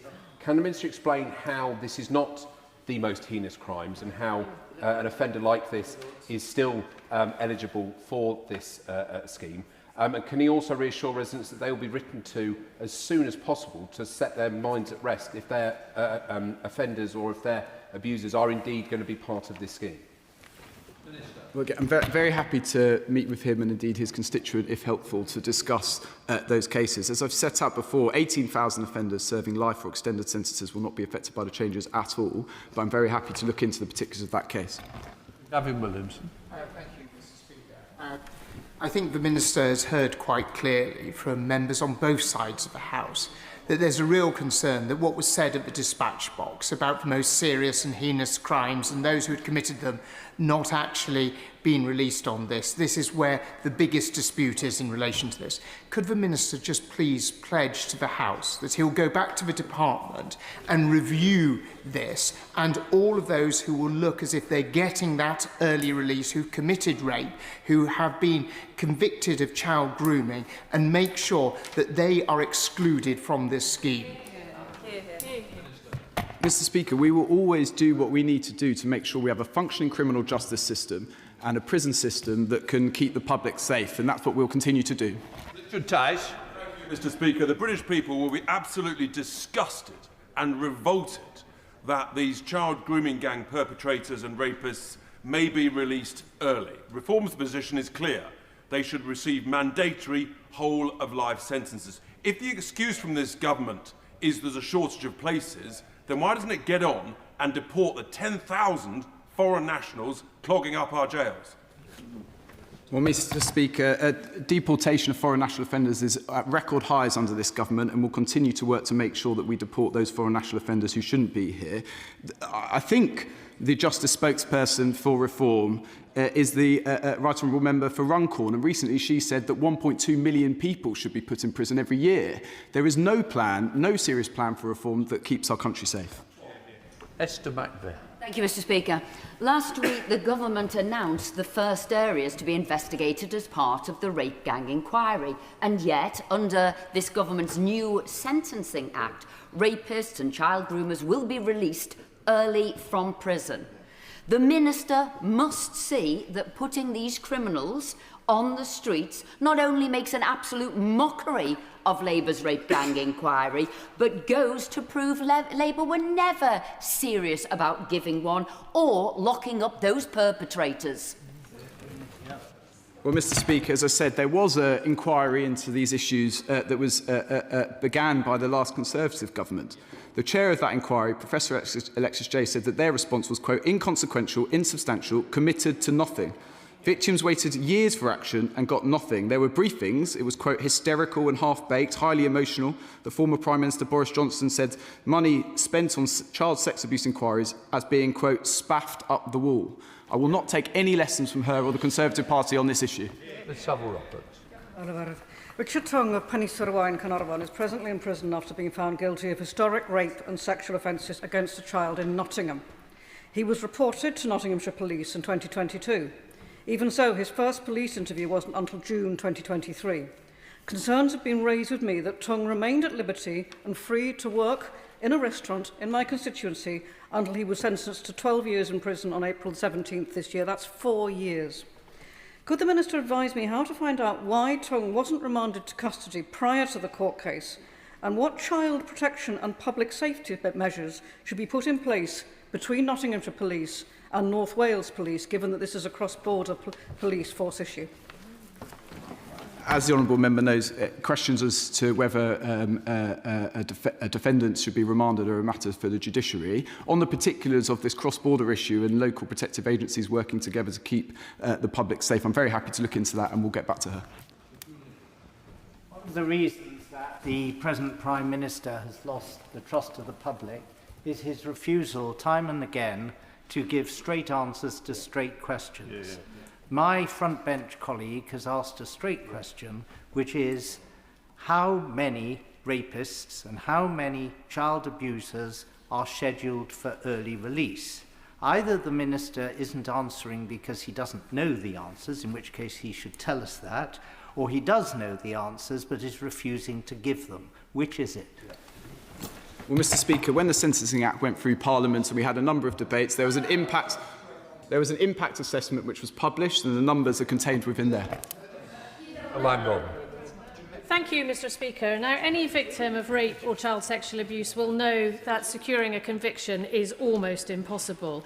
I am absolutely astonished that those incarcerated for raping children are not excluded from this early release scheme. But given that the government is including them, my question is, that given the absolute mess made of the probation service by the reforms under the previous Conservative government, will the Minister guarantee here from the dispatch box today that the probation service now is adequately staffed, funded and equipped to closely monitor any of these awful perpetrators who are let out of prison way too early? Mr Speaker, yes, Lord Timpson, the Minister responsible for the probation service in the other place, has undertaken huge reforms to how the probation service operate, backed up by investments, and I'm confident that we have a robust probation system ready for the challenge ahead. Dr Caroline Jones. Thank you, Mr Speaker. Mr Speaker, during the passage of the sentencing bill, we were told that the perpetrators of the most serious, heinous crimes would not be included in these measures. So can the Minister explain why the government does not think the rape of children is one of the most serious and heinous crimes, and how many of such individuals will be coming out early? Mr Speaker, as I've already said, over 18,000 offenders serving life and extended sentences, including rapists, including those that have committed the most heinous offences, are not affected by the Sentencing Act provisions at all.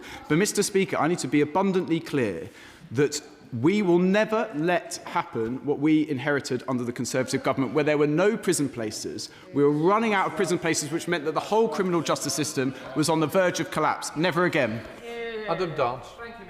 My constituent was recently told that the person who was found guilty of grooming his child on social media could possibly be released as part of early release scheme. Does the Minister recognise the distress this sort of news causes victims? And can the Minister tell the Yeovil constituency what progress the government has made on increasing prison places and strengthening the probation service in the South West? Victims don't just want to feel heard, they want to feel safe. Well, Mr Speaker, he's absolutely right to raise the concern amongst constituents who have received this letter. But the purpose of the letter, the purpose of this engagement is to ensure we work with victims to make sure that they're informed of the situation, but also that their voice is heard. That didn't happen under the last government, who had to rush out communication because they'd lost control of the system completely. Speaker, I would expect the Minister to know the numbers, and a number of times this has been asked, so I'm going to give the Minister another attempt at this. How many rapists and sexual offenders will be released early under this Sentencing Act? Mr Speaker, in the impact assessment during the Sentencing Acts going through Parliament, it set out very clearly that 7,500 prison places will be saved as a result of the Sentencing Act. And the message. Speaker. The Minister talks a very good game about prison numbers, but he'll know very well from the amount of exchanges that we've had about prison places that there are a lot of prison places that this government has yet to deliver. ISG went bust in 2024, September 2024, as a prison contractor, and because the government sat idle for 18 months without appointing new contractors, 3,500 prison places weren't delivered, which would mean that they didn't need to release prisoners early now. Yep. But from my perspective, in my constituency, I have a male sex offenders prison. Can he write to me, because I appreciate he won't have the numbers to hand, but can he write to me and let me know how many rapists and child sexual abusers are going to be released from that prison? Mr Speaker, I seem to spend half my life writing to the Honourable Member, who asks a lot of questions on this issue. Let's just be very clear about the facts here. 14 years, only 500 places were built under the Conservative government. In 2 years, we've built 3,500 net places, and we'll have 14,000 by 2031. And the Honourable Member makes the point, well, some of these were apparently planned for or envisaged by the last Conservative government. Unless I'm hallucinating, I'm the one that's opening these prisons under a Labour government. John Cooper. Thank you, Mr Speaker. Soft touch fever is spreading across the land because in Scotland the SNP Scottish Executive is about to start releasing rapists as much as 2.5 years early.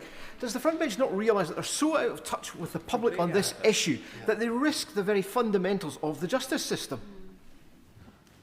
Well, he's right that faith in the justice system is absolutely crucial, and that's why the situation we inherited, which would mean that the criminal justice system was teetering on the brink of collapse, where we would not have been able to have trials, where arrests would have been made impossible, is completely unacceptable, and we'll never let that happen again. Jim Allister. Thank you, Mr Speaker. Surely the Minister must agree that sustaining and instilling confidence in victims is essential to securing and sustaining prosecutions. Quite right. And therefore, any indication that there could be early release of such a person is bound to undermine a victim's confidence. Last week in Northern Ireland, we saw through the bravery of two young women. Jeffrey Donaldson, convicted as a child rapist, a man who passed himself off in this House and elsewhere as a statesman, demonstrating that no one, thankfully, is above the law. But if we get into the business of early release for child rapists, how do we ever hope to sustain victims coming forward? Mr. Speaker, let me put on record also my gratitude to the bravery of those victims that he's identified for what they undertook to ensure there was justice. What undermines confidence in the criminal justice system is a system that completely unravels. And without the appropriate prison places, without getting down the Crown Court backlog, which my honourable friend, the Courts Minister, is busy doing, we undermine faith in the system completely. We cannot let that happen. That must mean difficult decisions, but we won't shy away from those. Jim Shannon. Thank you, Mr. Speaker. I thank the Minister for his answers to the questions. My constituents are horrified by early release of rapists and child groomers. And if a criminal is sentenced to 15 years for destroying a child's life or committing an horrific rape, they should serve every single day, indeed every single hour of that sentence behind bars. Opening the prison gates early does not fix the justice system. It actively endangers women and children across the United Kingdom of Great Britain and Northern Ireland. And will the Minister urgently review these catastrophic legal changes and guarantee that no convicted rapist or child groomer will be given a get out of jail card by this Minister's department and this government, please? Thank you. Mr. Speaker, we will not shy away from the difficult decisions needed to save the criminal justice system, to ensure that we have prison places to put criminals behind bars. And, Mr. Speaker, if I may, just briefly, by the end of this Parliament, more criminals will be behind bars than ever before. This is not a matter of being soft on crime, it's a matter of making sure that we can put criminals away in future. Point of order, Dr. Kieran Mullen. I genuinely seek your guidance and support, Mr. Speaker. I've submitted multiple written questions, FOI requests. We've had a name day question on this matter that was due to be answered on Friday, which the government has refused to answer as it should. The Minister said that the information we're after is in the impact assessment. That is not true. There is not the information on the number of offenders in terms of rapists and child groomers being answered. How do we in the public get answers to these very basic, incredibly important questions? Look, what I would suggest is, I'm sure the bench has heard there's outstanding question that should have been answered. I'm quite disappointed if it is the case. It should be answered. Members of Parliament put questions down to ministers, and ministers are answerable to this House, not when they feel like answering it or when they get round to it. That is totally unacceptable. I hope that they will go back and check the records to make sure letters have been returned, answered, and also questions. But name day questions mean it's in the title, should be answered on a name day. So look, what I would say is, it's been heard, I'm sure that can be rectified today, and I'm sure if it's not, the answer is there are many avenues, including coming back to this House, because I do believe there are questions to be answered. All MPs should be told, not who, but how many may be released within their constituencies. I just say to the Minister, it's bad for all MPs, and MPs, quite rightly, need to represent their constituents. The sooner we help them, the sooner that this House will be in a better place. I will leave it at that for now.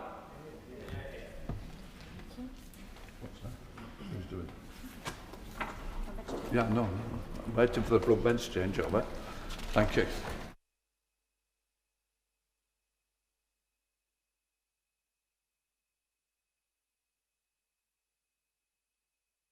We now come to the statement. Minister Norris. Thank you, Mr. Speaker, and with your permission, I will make a statement on asylum accommodation. It is important to remind the House of the wider context, and in particular the events that have brought us here today. In the years before the general election, the number of people arriving in the United Kingdom illegally, particularly via the small boat method, across the Channel rocketed. The dismal consequences of this abject failure to secure our country's borders are grimly familiar to us all.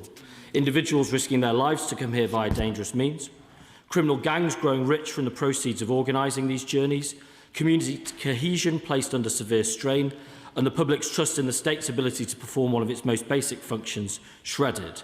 And over the last 2 years, this government has taken concerted action to turn this situation around. We've begun by implementing major asylum reforms to reduce the incentives that draw people to this country. We've cut the overall asylum cost by nearly £1 billion, and whilst asylum decision-making, which effectively ground to a halt under the previous government, is at a 24-year high. More foreign criminals and illegal migrants are being removed than at any time in many, many years. And in partnership with our French counterparts, we've stopped more than 44,000 crossing attempts. And we've also put in place a groundbreaking scheme that means that small boat arrivals can, for the first time, be returned to France. And all of this work is important and is making a difference, Mr. Speaker. But perhaps the most totemic and tangible manifestation of the failing system we inherited is the continued use of hotels to house asylum seekers. The issue has, quite understandably, been a source of widespread concern and anger. As a government, we recognise those frustrations and we share them.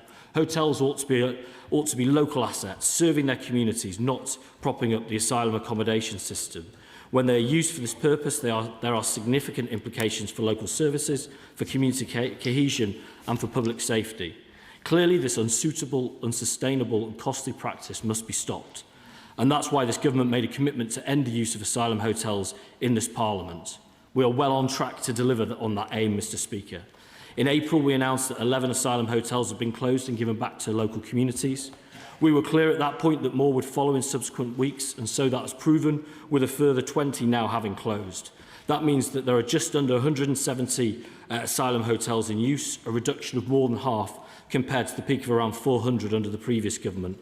And the number accommodated in those hotels has also seen a significant fall, from 56,000 in 2023 to around 21,000 now. So progress is being made, Mr. Speaker, but we must go further.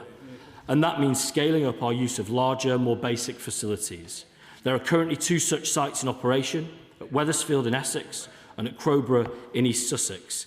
These sites began housing asylum seekers in 2023 and January this year, respectively.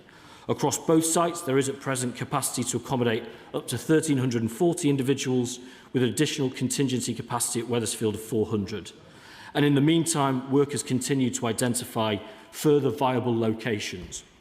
And I can today confirm to the House that 3 new ex-military sites are now under consideration: MOD Barnham in Suffolk, MOD Bicester in Oxfordshire and MOD Linton-on-Ouse in North Yorkshire. Together, these sites could eventually provide accommodation for around 3,750 asylum seekers, subject to feasibility assessments, to planning permission and the necessary approvals. And those caveats are important, Mr. Speaker, because whilst our commitment to the promise we have made on hotels is absolute, we have to make sure that we get this right and carry out all the relevant due diligence so that if we do decide to proceed with an alternative site, our plans are as strong as they possibly can be.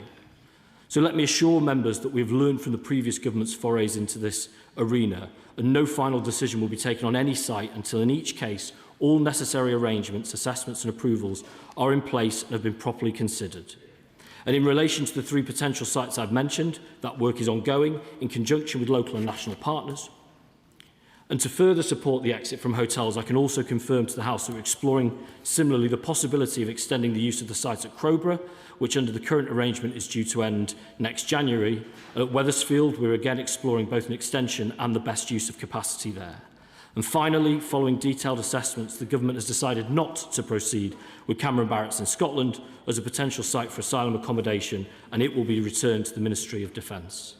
Before I finish, Mr. Speaker, I want to assure the House that we understand our responsibilities in this space. With any decision on asylum accommodation, public safety is and will continue to be a critical consideration, and we will always take every possible step to minimise the impact on communities.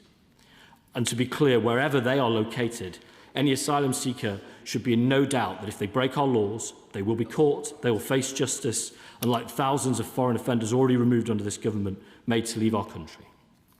To conclude, Mr. Speaker, it was always going to take time to fix the mess we inherited.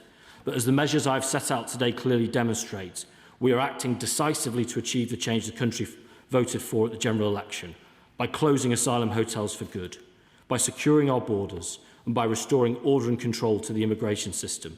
That's what the public rightly expect, and that is what the government is working relentlessly to deliver. I commend this statement to the House. Itilam Shadow Minister. Thank you, Mr. Speaker, and I thank the Minister for advance sight of his statement, which confirms what we have suspected since last week, that this government is planning to put more illegal migrants into sites across the country. Some of these are due to host illegal migrants until 2030. Yet the government didn't think that it was worth alerting the honourable members who represent these communities and those nearby ahead of the announcement in the press. Rather than subjecting these plans to proper scrutiny here in Parliament, the government tried to sneak this news out quietly before the weekend without discussion here in this place by those people's democratically elected representatives. This is exactly the same playbook that the government has tried to use in places like Inverness, where, thanks to the work of the Conservative group on Highland Council, the Home Office's plans to house illegal migrants at Cameron Barracks were blocked. We have seen, in far too many cases, the risk that illegal migrants, most of them young men, pose to the public, and particularly to women and children. If the government is planning to force communities to live alongside people who've shown complete contempt for our laws and norms by the very act of coming here illegally, the least that they can do is allow those plans to be subject to proper scrutiny. And now that we finally do have an opportunity to scrutinise them, we can perhaps see why the government was so keen to hide them. Because they reveal that, for all the talk of smashing the gangs, this government doesn't have any faith in its own ability to fix this problem. Why, if they're so sure that they are ending illegal channel crossings, is the government making plans to host illegal migrants in this country until 2030? What does that tell us about their confidence in their own approach? The truth is that this government has no intention of fixing this problem. They care only about managing people's perceptions of it. So while they talk up the reduction in illegal migrants living in hotels, they conveniently leave out the fact that thousands more migrants are being housed in so-called dispersal accommodation, homes in the middle of our towns and cities where illegal migrants pose an even greater risk to the public. Since the last election, 75,000 people have crossed the Channel. In the past few weeks alone, 3,000 have made the crossing, and for all the government's talk of removals, nearly all of them, 93%, are being allowed to stay. The honourable gentleman boasts about a reduction in outstanding decisions, but they've achieved that reduction by granting asylum to thousands upon thousands of illegal migrants. The Minister said just now, and I quote, "To stop the use of asylum hotels, we must go further," and that means scaling up our use of larger, more basic facilities. He is right that the government must go further to stop the use of asylum hotels for good. But he is utterly wrong that this problem is solved by instead spending huge resources creating other places for those who arrive here illegally to live. As members on this side of the House have made clear time and again, the only real solution to the crisis at our border is to remove illegal migrants as soon as they arrive. People must know that if they try to break our laws, they cannot stay. And for it to be possible to remove people as soon as they arrive, we must leave the jurisdiction of the European Court of Human Rights, which prevents us from doing so. But the government refuses to recognise this. They're in hock to activist lawyers in this country and unaccountable judges in Strasbourg, and keeping those people happy takes precedence over keeping the British people safe and delivering on their democratic will. The plans before us are another sorry example of that. More illegal migrants will enter the endless cycle of appeals and legal challenges, allowing them to stay here for years at the taxpayers' expense. More people will be put at risk because of these plans and because of the government's unwillingness truly to solve this problem for good. Thank you, Madam Deputy Speaker. I think we see the contrast very clearly there. We have here from the government a serious plan of how to accommodate a significant number of people and indeed to change that reality, and the Honourable Lady offers instead just Hail Marys and long shots, none of which, of course, her colleagues had 14 years to do, who sat through it and didn't make any of those decisions. It's hard to believe. So she started by asking why, and this why point is very important. The reality is these sites are part of our theory of change, because we know at the moment that traffickers say, come to the UK, live in a hotel, you'll be able to work illegally dead easily. You have to change that reality if you want to reduce pull factors. This is changing that reality. It's saying, actually, no, you won't live in a hotel. Actually, you may well live on a military site. That's about reducing numbers, reducing the impact on the British taxpayer. That's the right thing to do. She mentioned two dispersed accommodation. Now, in the previous statistics release in May, there's a 32% reduction of people in hotels. There was less than a 1% reduction in number of people in dispersed accommodation. So the reality is not quite as she put there. She talks too about decision making. Well, she knows the grant rate hasn't changed significantly at all. The idea that we're making more decisions by letting more people through, that's simply, I can't accept that to be the case. The reality is we have a choice here between yet another hopeful culture war attempt by an opposition that has no ideas, or a serious plan to reduce numbers, because let's face it, applications for asylum are up 3 times what they would have been 10 years ago. This is serious action. That's empty calories. Terry Jeremy. Thank you, Madam Deputy Speaker. This is deeply concerning news for my South West Norfolk constituency, where the boundary fence of RAF Barnham adjoins the market town of Thetford, which I represent, the town centre of which are just a short walk away from the base itself. Now, I strongly support people's right to claim asylum, and I am proud that we are able to offer refuge to those fleeing war and persecution, including those who have supported our armed forces abroad. But this is not without risk and impacts upon community relations. In the absence of openness and transparency and a proper plan, malign forces will fill the void, stoking greater fear and division. Whether it is a Conservative government or this one, these announcements should be sensitively handled and thoroughly planned, and that has not happened in this case, where there has been secrecy and confusion, and it is my community that is paying the price for this failure. While such news will never be welcomed by a community, the worst could be mitigated with a stronger commitment to transparency, engagement and reassurance. Can I therefore ask the Minister, alongside this announcement, where is the engagement plan? Where is the communication strategy? And where is the commitment to address community cohesion concerns in these areas? Minister Norris. Grateful to my honourable friend for those important questions. I would recognise, and I'd start where he started, that everything is local somewhere, and the impact of our proposals are significant on those local communities. And I do recognise that that's important. What I would say in terms of impact and developing plans to mitigate impact, that's what we're doing now. There's a reason why we don't wait till the very end and seek to announce the decision just as it's taken. At some point, of course, we vet sites. We vetted all sorts of sites around the country ahead of being able to bring these ones forward. But there comes a point now that we need to get on site. You need to start peeling back the layers, as it were. We need to start engaging with the local authority, with the police, with health services. That point's now. He is right. There does need to be sensitive handling plans within that. And I appreciate that the burden is on myself and the government to demonstrate that we do so. I believe that we can do whilst mitigating the impacts on his community and surrounding ones. But as I say, I know that's up to us to demonstrate that we do. Labour Democrat spokesperson Will Forster. Thank you, Madam Deputy Speaker. I regret that the Labour government still has not set out a credible plan to restore fairness and control in our immigration and asylum system. This announcement is another sideways step that fails to address the root cause of the problem. Simply moving asylum seekers from one form of unsuitable, inexpensive and unsuitable accommodation to another is not good enough, particularly when the costs are going up. At the Crowborough MOD site, currently in operation, accommodation costs around £160 per asylum seeker per night. That is more than the average asylum hotel place. The government is choosing a more expensive option, adding an estimated £60,000 every night to the bill faced by taxpayers. How does the Minister justify that? Will the Minister confirm whether this decision is driven by a desire to be closing asylum hotels rather than securing the best value for taxpayers? Instead, the government should be focusing on reducing the asylum backlog and ending the limbo that many asylum seekers are in.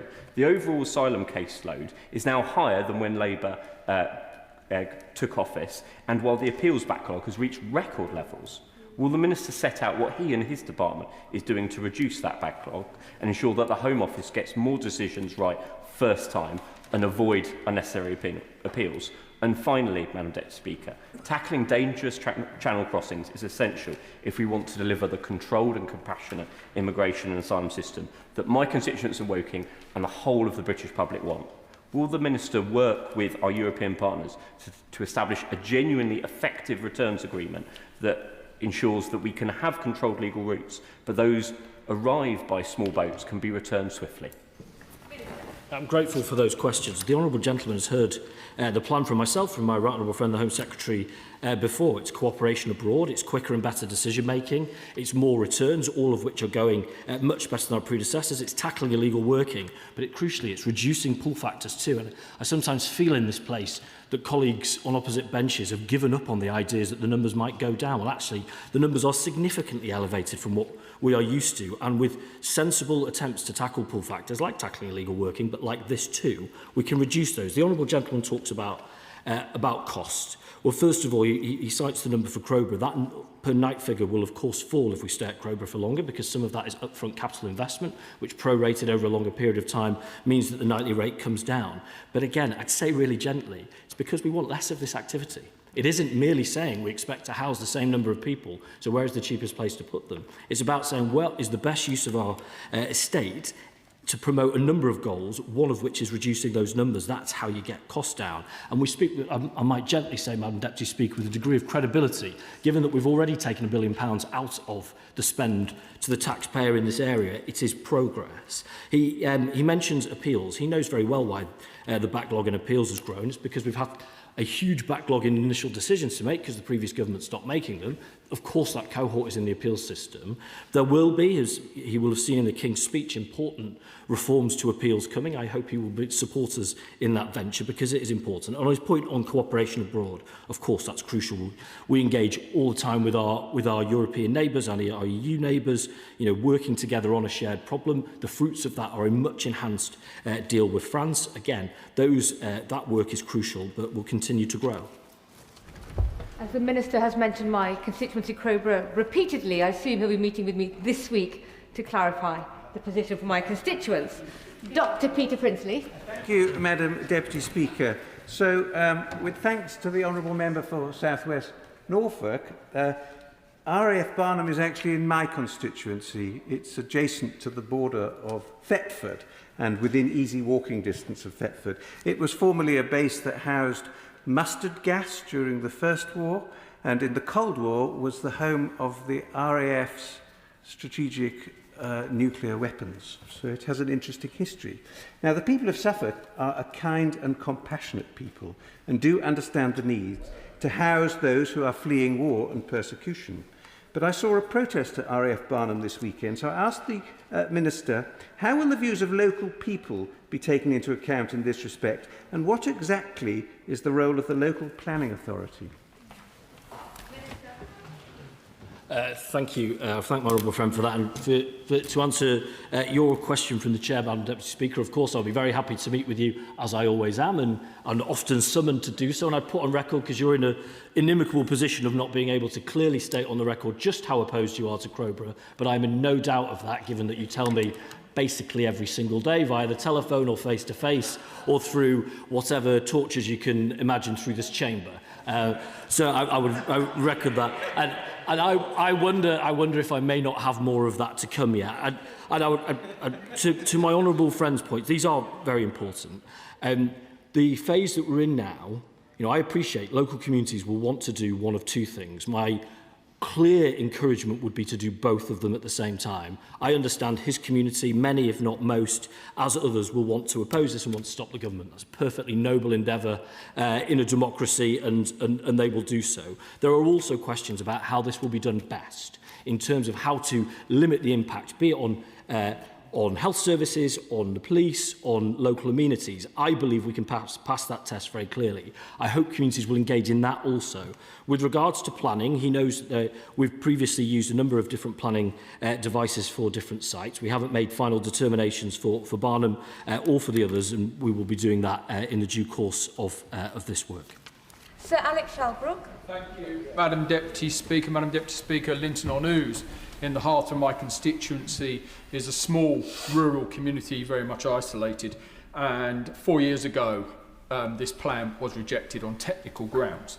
To have 3 times the population put into the local area with no means to secure people within that site so they could roam into the village, which has no amenities, does not have a village shop, would simply overwhelm the area. Now, I wanted to be able to question the Minister on Thursday, but we couldn't do that because I've had many constituents inquire over the weekend some of these questions, and these are the questions I'd like the Minister to answer now. In the past, it was disregarded on the technical terms of Northern Power Grid have indicated that they simply cannot cope to do the electrical upgrade that would be needed to feed the supply. So does this mean that industrial generators will have to be brought in, creating noise pollution in this quiet rural village? Yorkshire Water spent millions of pounds upgrading the sewage works to make sure they met their effluent discharges into water correctly. That was based on the population. This would now face a 3-fold increase. So does that mean there have to be effluent trucks, or would we be polluting the water drains? On that note, Madam Deputy Speaker, people who closed down the Linton-on-Ouse base tells me that the drains were actually concreted in at the time. Now, the Minister has said that some of these sites have already been vetted. I find this hard to believe when these issues, I don't believe, have changed. The highway network has 7.5-tonne limited bridges, so this will have to go through limited road routes. The healthcare, the local NHS, says that it has no spare capacity. Now, perhaps what's more worrying is that I've been led on good authority that local companies have been asked to tender for the work that would be needed at this site. So I very directly asked the Minister, have local companies been contacted to tender for work? Because if they have, that sort of makes it wonder if this is a feasibility study. And on that note, what will be the planning decisions? Will it be of North Yorkshire Council, or will it be overridden? Madam Deputy Speaker, to call it a plan is too grand. They don't know what they are doing. They haven't thought it through, and they haven't had the decency to consult local people about it, which tells you everything you need to know about the state of chaos they are in. Exactly. The words of the Right Honourable Gentleman for Holborn and St Pancras in 2022. This is happening under his watch. So what has changed, Minister? This is still an inappropriate site on those technical issues. I'm grateful for that series of questions. I mean, there is a slight, I would say, I might gently say, unfairness in the Honourable Gentleman saying that he and his community want a greater say in the details, but at the same time saying that we don't have a plan for it. This is the whole point of saying, rather than having, be it providers or contractors who we are inviting to tender for services to be around on sites and us to say nothing to see here, to be honest, that we are looking seriously at this site. The final decision isn't made yet, but we are. And I think that that is a better way to do it. I appreciate there may be differences of views there. The Honourable Gentleman talked about roaming. You know, I think that is in no one's interest. What we've managed to do at Wethersfield, what we do at Crowborough, is to ensure that people don't just come off site and roam. They are non-detained, as the Honourable Gentleman said. Nevertheless, by the provision of activities and by the provision of transport, we can ensure the lightest local impact possible, and that would be our commitment for these sites also. With regards to the electricity to sewage as well, those are important parts of this process that we're in now. We are very wary of the history. It obviously transcends into the previous government, but we are well aware of that history. We wouldn't be taking forward this site if we didn't think we had viable answers to it. But nevertheless, it's only when you get onto site and start, as I say, turning up the rocks, as it were, that you can get to a final point on viability. That's the process we're doing here. On healthcare, it's not our intention that would impact on his local services outside perhaps emergency services. What we've been able to do elsewhere is to have that ordinary healthcare provided for on site to ensure that there isn't that impact on the local community. So those are the types of models. So the Honourable Gentleman wonders if I give way. I'm trying to answer questions fully, Madam Deputy Speaker, again, perhaps. Can't win either way. Thank you. The Minister will know from previous correspondence that I'm asking for greater transparency about the criteria used to prioritise asylum hotel closures. I'm still not clear why the Victoria Hotel in Chadderton, which was contracted by the Home Office 5 years ago without any local consultation with local people or even me as a Member of Parliament, still remains in use. In fact, in the intervening period, the then Immigration Minister, the member for Newark, who I understand is now in the reform benches, increased its capacity from 80 to 120 places. Oldham has always played its part, often doing far more than other places. In addition to the 114 asylum seekers currently in the hotel, there are 640 in dispersed accommodation in the town. But the Minister must accept that trust taken for granted becomes trust eroded. And in the end, it's one housing market. We can't have a situation, on the other hand, where we see a push from hotels to settled accommodation, but we allow Serco in Greater Manchester to take up family housing, when in my town alone there are 500 children in temporary accommodation. We've got to see this in the round, and local authorities have got to be front and centre with the Home Office of planning that through. I thank my honourable friend for those questions. On the point on consultation, he is right. Those 400 hotels didn't have consultation. Those 400 hotels, there was no sense of impact on local amenities, local communities. I think we should do much better than that. But that hotel will close. In terms of criteria, we work that out across a variety of different factors, be it suitability of location, be it the size, be it the nature in terms of who that can accommodate to come to a prioritisation. But let me be clear to him and to his community, all of those hotels are closing. Callum Miller. Thank you, Madam Deputy Speaker. Site A at MOD Bicester sits adjacent to a village of only 370 residents. It's over 2 miles from the nearest shop. There is no pavement next to the B road by the site. It is simply not a suitable place to locate 1,250 men seeking asylum. That is why a planning inspector rejected a proposal to host half the number there in 2003. The Minister says that no final decision has been taken, but that is not how it feels in Bicester. While I appreciate he has taken the time to speak to me twice on the phone, I am still to receive any written information from the Home Office. Yet the MOD has already written to service personnel families and told them that the site will take 300 people by the end of this year, rising to over 1,200 overall. To my constituents, this feels like a decision taken in secret in Whitehall and imposed on Bicester, with local people treated as an afterthought. So in less than 72 hours, 7,156 local residents have signed my petition opposing this move. Opposition stretches across the political spectrum, across parties and the community, because this isolated site is wrong for those seeking asylum and the small villages around it, with no credible plan for local services, support or social cohesion. Madam Deputy Speaker, this morning the member for Makerfield promised to end the centralised top-down Whitehall model. So why is the government racing to do exactly that in my constituency? Will the Minister pause, commit to preparing a detailed impact assessment in partnership with the local community and come to Bicester to face residents and describe his proposal to them? I'm grateful for that question. I would reiterate, no final decision has been taken. He makes important challenge about the written information that goes into the public domain.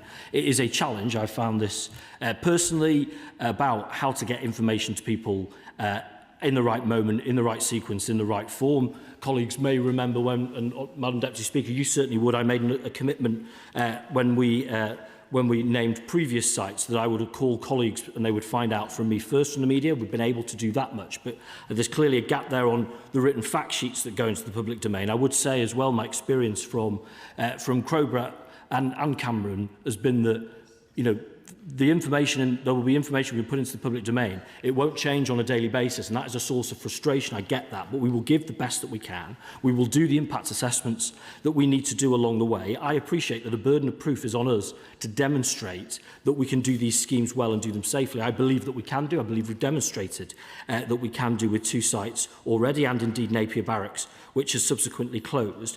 But I need to pass that with him. You know, with regards to engagement from the Home Office, we will make sure that he gets the right information in the right way to have the engagement with his constituents, and that's a commitment I'd make to yourself, Madam Deputy Speaker, and to all colleagues. Shalami.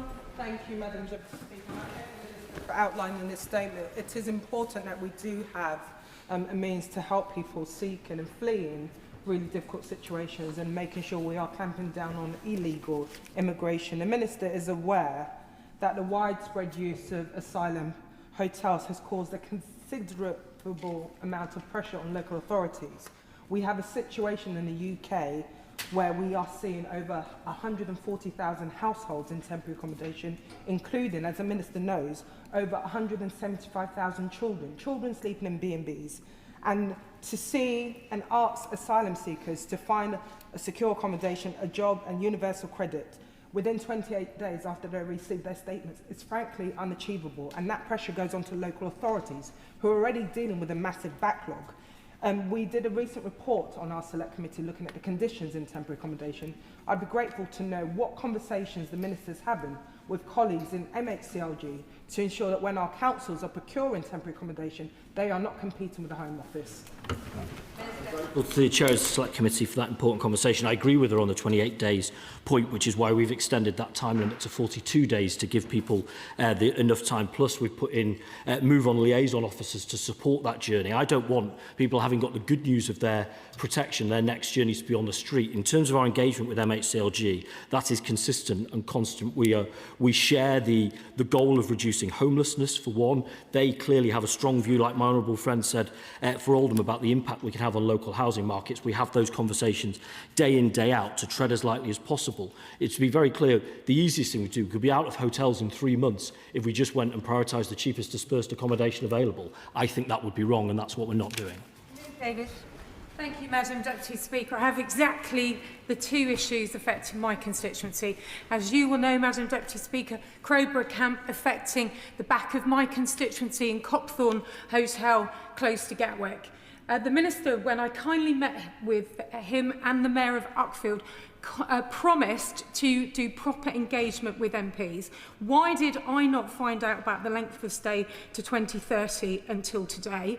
It was a talk of our cadets, London and South East, all affected on Armed Forces Day on Saturday, and I'm very interested in the costs. And on the priority of closures, Gatwick expansion is coming. The Copthorne Hotel is one of those 170 hotels where planning permission is running out.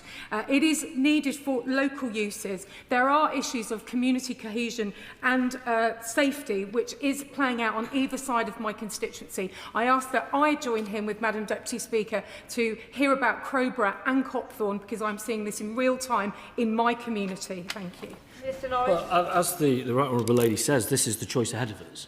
And that's why I believe that the change to larger sites is a good one. Copthorne must close, it will. I can't offer you space in Madam Deputy Speaker's meeting, but I suspect that she would be keen to have you too, and be very much so.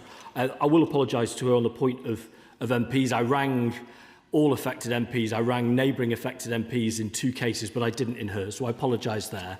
But I hope that I will be able to mitigate it at a point not too far away when I ring her about Copthorne. Stella Creasy.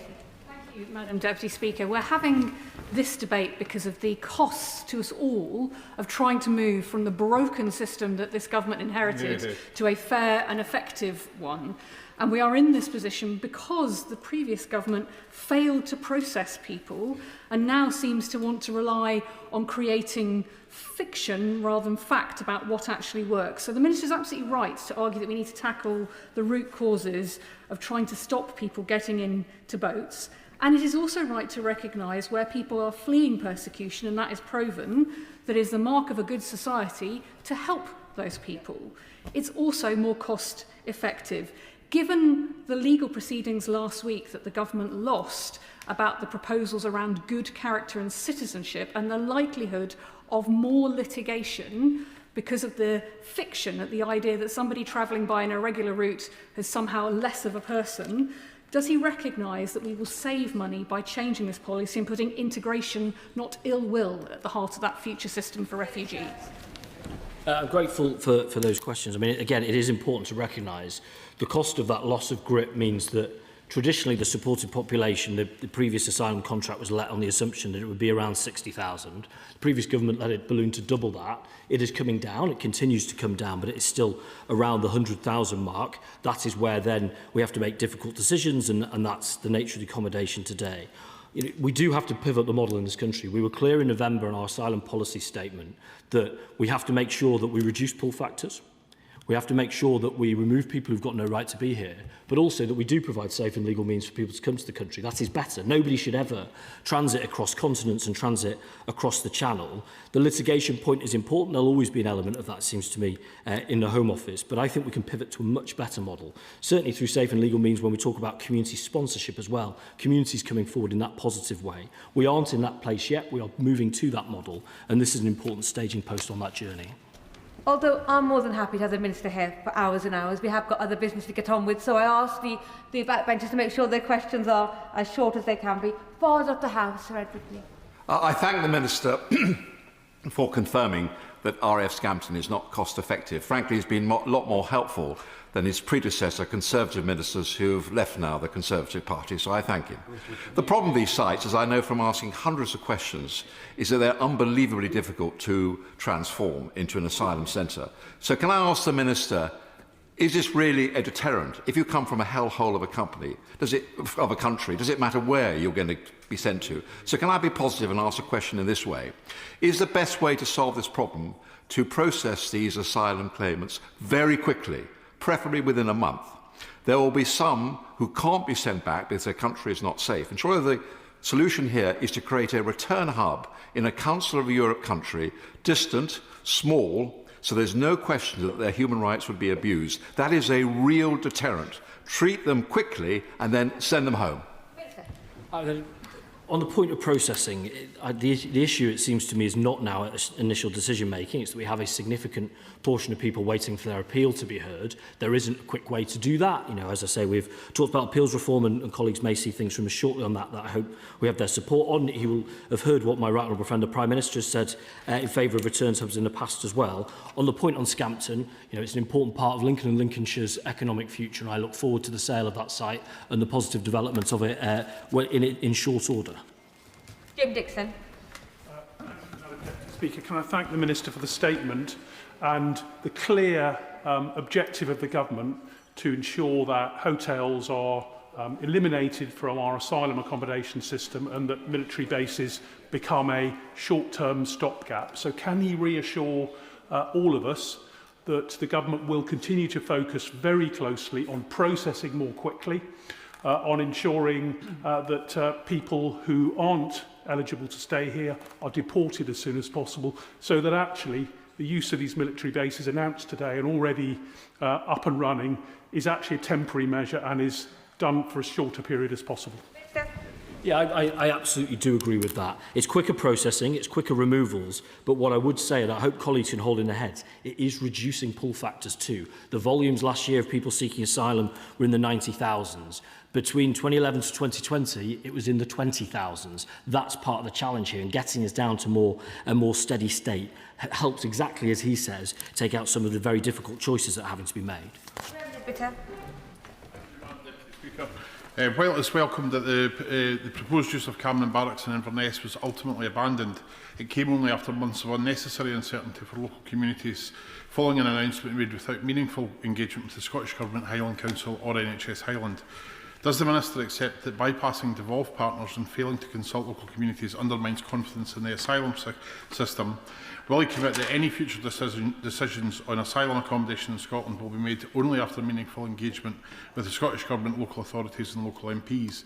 And will he acknowledge that while military sites may relieve immediate pressure on the system, they do not address the underlying failures driving the accommodation crisis, including slow decision-making, inadequate planning and a lack of suitable community-based housing options? I'm grateful for that question. I'm very aware of the Scottish Government's new Scots programme, where it is the clear position of the Scottish Government that they want to see people from outside Scotland come to live there and be part of Scotland's economic future. I am committed to working with Scottish counterparts to make that reality. There is a challenge, because that sounds good in a global sense, but when it gets down to an individual sense, sometimes can seem less attractive. There are challenges in Scotland, particularly the fact that 60% of asylum seekers in Scotland are housed in Glasgow. There's an equity point there in Scotland that I think could change as well. But I absolutely will work with my Scottish counterparts. I've met with them and will continue to do so. Thank you, Madam Deputy Speaker. I welcome the government's closure of the asylum seeker hotel in Dudley, and it was a Conservative Party policy which was a complete waste of taxpayers' money. What steps is the Minister taking to reduce the asylum backlog and the dangerous illegal boat crossings? Minister. It's about quicker decision making. It's about the commitment we've made in appeals reform. It's about better collaboration with our European neighbours. Those are adding up to significant progress, which is why we've seen numbers fall. This is the next step to get us on the final leg of that journey. Caroline Diamond. The Minister spoke about necessary arrangements and approvals being followed, but Hasler Immigration Removal Centre proposals are meaningfully different from those originally planned. The Home Office is bypassing the local planning authority, Gosport Borough Council. The public consultation has been utterly derisory, utterly derisory. This is a residential urban area, but yet local people don't have any opportunity to have a say, because this is going to be decided by the Secretary of State in Whitehall. So I wonder if, leaving aside all the rhetoric, can he just answer some straight questions? Will he set out exactly how many people will now be housed at Hasler, who they will be, how long they will stay there, what opportunity will neighbouring residents have to influence this development and how it looks, and when will the Home Office have proper public meetings so that Gosport people can put their questions and have them answered? And will he meet with me to answer all the other questions that I'm getting from my residents who are furious about what the government is doing? Minister. Of course, I will meet with the right honourable lady. I mean, this, of course, is an entirely separate thing, immigration removal centres, to what we're talking about here. I don't have those numbers at my fingertips, but I'll get them to her in short order. There is a point of difference in terms of the engagement, as I can see from the correspondence we've had between us about what has been shared at public meetings and what hasn't, about the nature of the site. But let's have that conversation so that we're speaking with one version of the truth. Peter Swallow. Thank you, Madam Deputy Speaker. My honourable friend will know that Bracknell has welcomed Afghans who supported our armed forces in transitional accommodation under the Afghan resettlement programme. But under the system introduced by the Conservatives, this isn't taken into account when considering a local area's ability to also deliver asylum accommodation.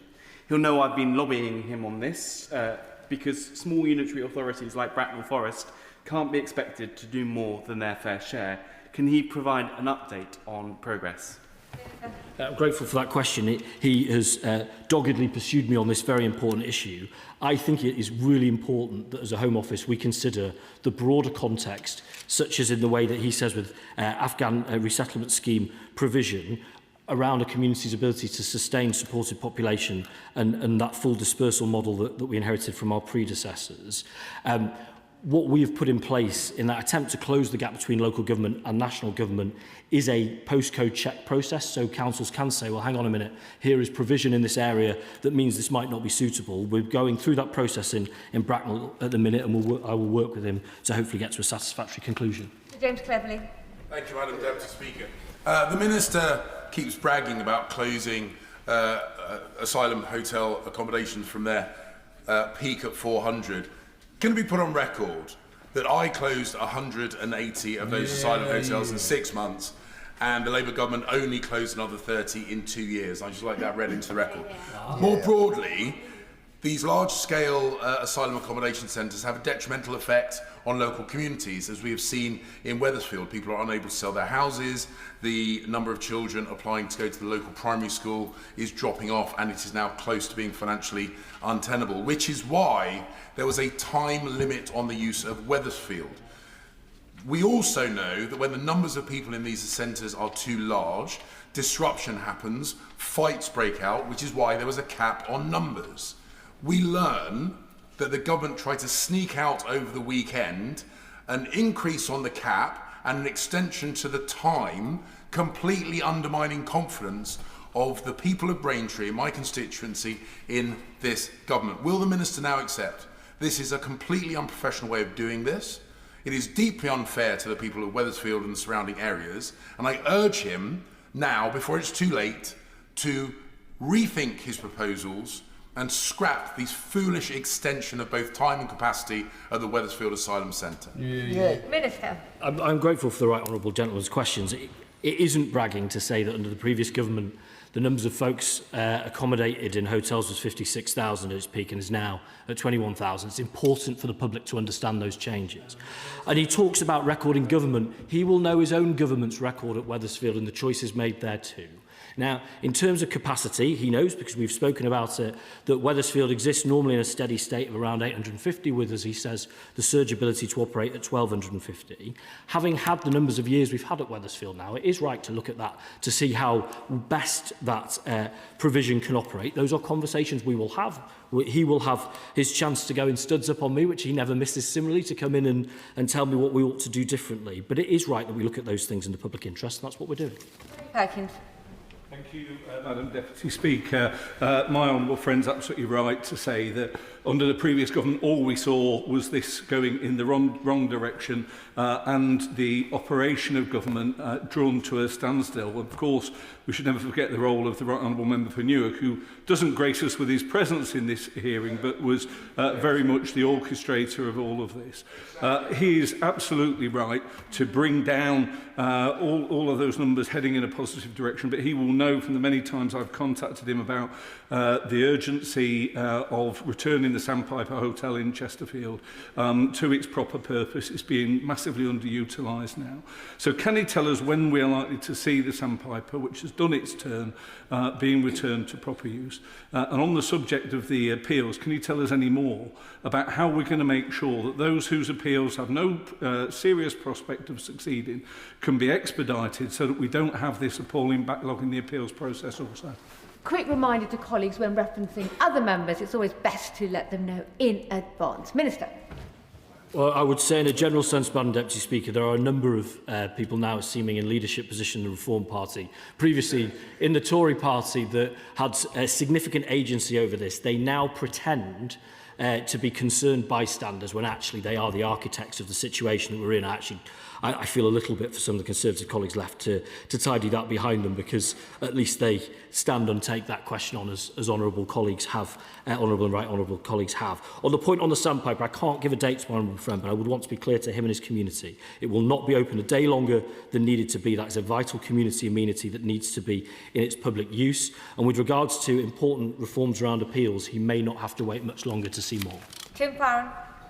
Madam Deputy Speaker, the use of hotels for warehousing asylum seekers is expensive for the taxpayer and utterly miserable for people who are stuck there seeking asylum, waiting for their cases to be heard. Does he, though, share my fear that the atmosphere of hostility towards those seeking asylum is hurting those who desperately need sanctuary? I've got an Iranian constituent who is a critic of the regime, a Christian convert and therefore guilty of apostasy under Iranian law.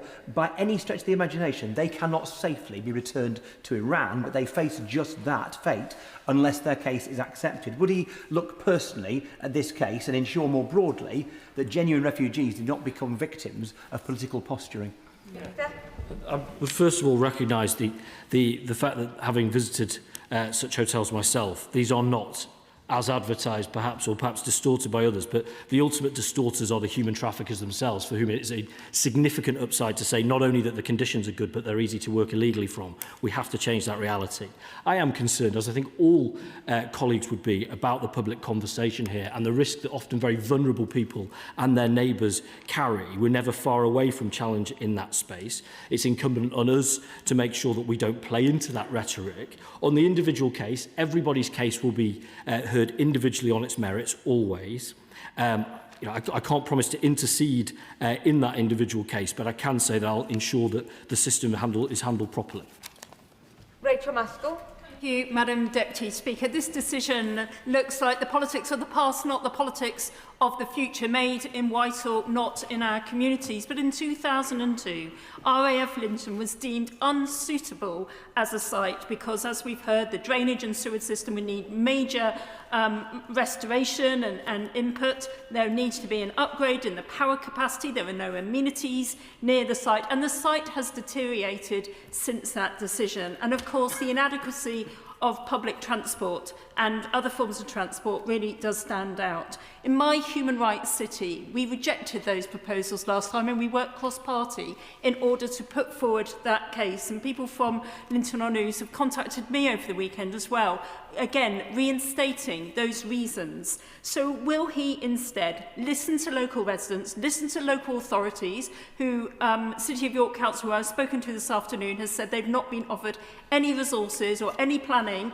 or any engagement over this decision, yet Linton-on-Ouse faces to York and will have major implications, and instead ditch this plan, work with us as MPs and find an alternative way forward?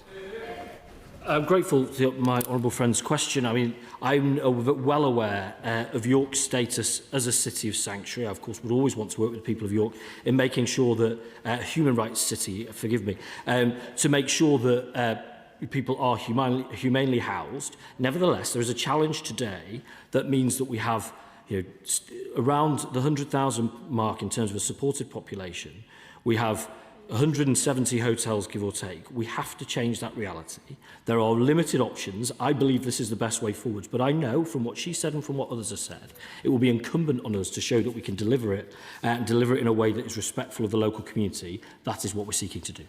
Thank you, Madam Speaker. I think what's missing from the statement, unless I've missed it myself, and that's the word deterrent. And the Minister suggests it's good news, which it is on people moving out of hotels into other accommodation. But what he doesn't mention is that other accommodation also includes houses of multiple occupation.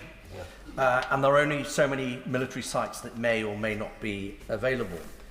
So would he meet with me, given that I wrote to him on the 18th of June, to discuss Stoke Heath in my constituency, a village, I should say a rural settlement actually, of about 352 people, that is going to see up to 121 asylum seekers come into that rural settlement.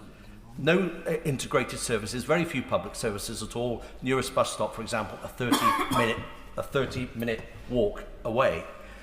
So would the Minister at least accept this, that a community meeting being held on Thursday, chaired by myself, should at least have somebody from the Home Office or Serco in attendance?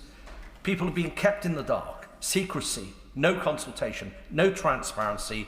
People have a right to know what's going on. Would he encourage a member of Serco to come along to that meeting and answer some of those local community concerns? I'm grateful for the question. I'm well aware, because the Honourable Gentleman has pressed hard, both verbally and in writing, on Stoke Heath already. I, of course, will have that meeting with him that he asked. I didn't use the word deterrent, but I did use the word pull factors, which I was using in the same context. We have to change the reality in terms of the differential attractiveness that's seen applications for asylum in this country go up whilst going down across the EU. This is part of that programme. With regards to his meeting, let me talk to the department and see what we can do to make sure he can have the fullest discussion possible. Andrew Pace. Thank you, Madam Deputy Speaker. I welcome the Minister's statement and the serious attempt by this government to get the backlogs down, change the system and get the use of hotels reduced. Peterborough is a warm, generous place, but we already do our fair share for looking after asylum seekers. My real fear in this, and I ask the Minister to consider this, is the broken trust we have, because too many people in places like mine, myself included, think the system is rigged by suppliers like Serco, who pick the cheapest places to put asylum seekers. When I was elected, based on the record of the party opposite, Peterborough already had the highest number of asylum seekers in the region. After the general election, Serco opened the Dragonfly Hotel under this government with no consultation, no knowledge from myself or my neighbouring MP, no knowledge by the council, no knowledge by the police, no knowledge by any local services, which has put us in a really difficult position. Now, I know that we are bringing those numbers in the Dragonfly Hotel down. I know he won't be able to tell me the specific date he can shut it now. But what can you tell us about how we can keep control of these monsters like Serco, which drive this policy and mean places like mine feel the system is rigged and left out and left behind? I'm grateful for my honourable gentleman's contribution, his continued lobby in this space.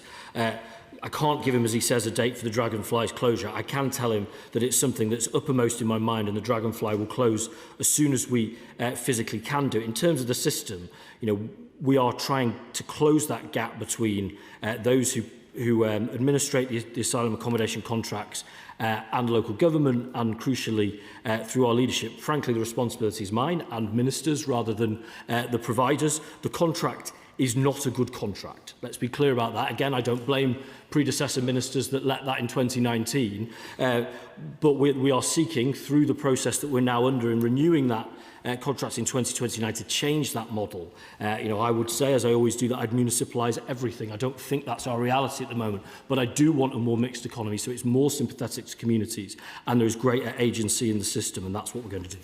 Andrew Mitchell. Thank you, Madam Deputy Speaker. The honourable gentleman, who is a diligent and sensible minister, will understand the deep disappointment in the royal town of Sutton Coldfield that the Ramada Hotel on Penn's Lane was not included in the recent list of closure, not least because it was on the list for closure before the general election. The Minister was very generous with his time to see me and listen to why the Ramada location is totally inappropriate in Sutton Coldfield. Can you reassure me that this facility will now be closed as soon as possible?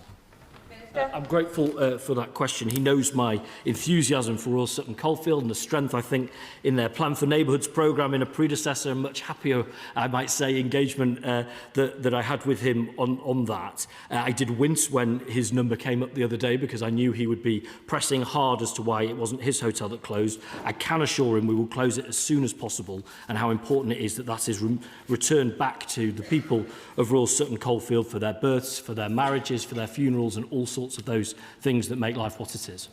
Alex Ballinger. Thank you, Madam Deputy Speaker. Last week we heard the very welcome news that the final asylum hotel in Dudley Borough has closed. Of course, the system set up by the Conservatives was a complete failure, very inappropriate to house people in town centres, extremely costly for the taxpayer, and I am very pleased that the Labour government is the government that is finally sorting this out.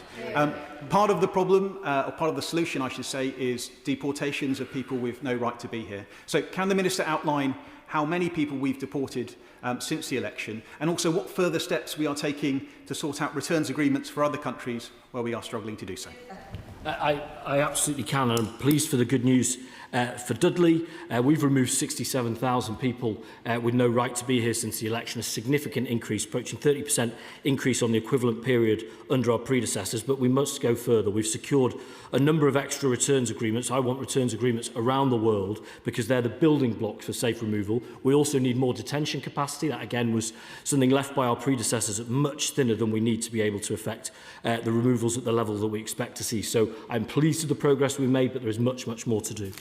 Wilson. People have a right to be angry that the government has sought to impose hundreds of asylum seekers into their communities without consultation. The Minister has talked today about the deterrent factor.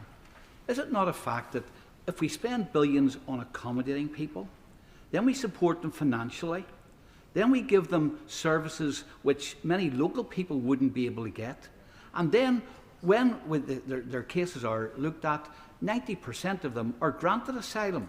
Is that not a pull factor which brings people to the United Kingdom?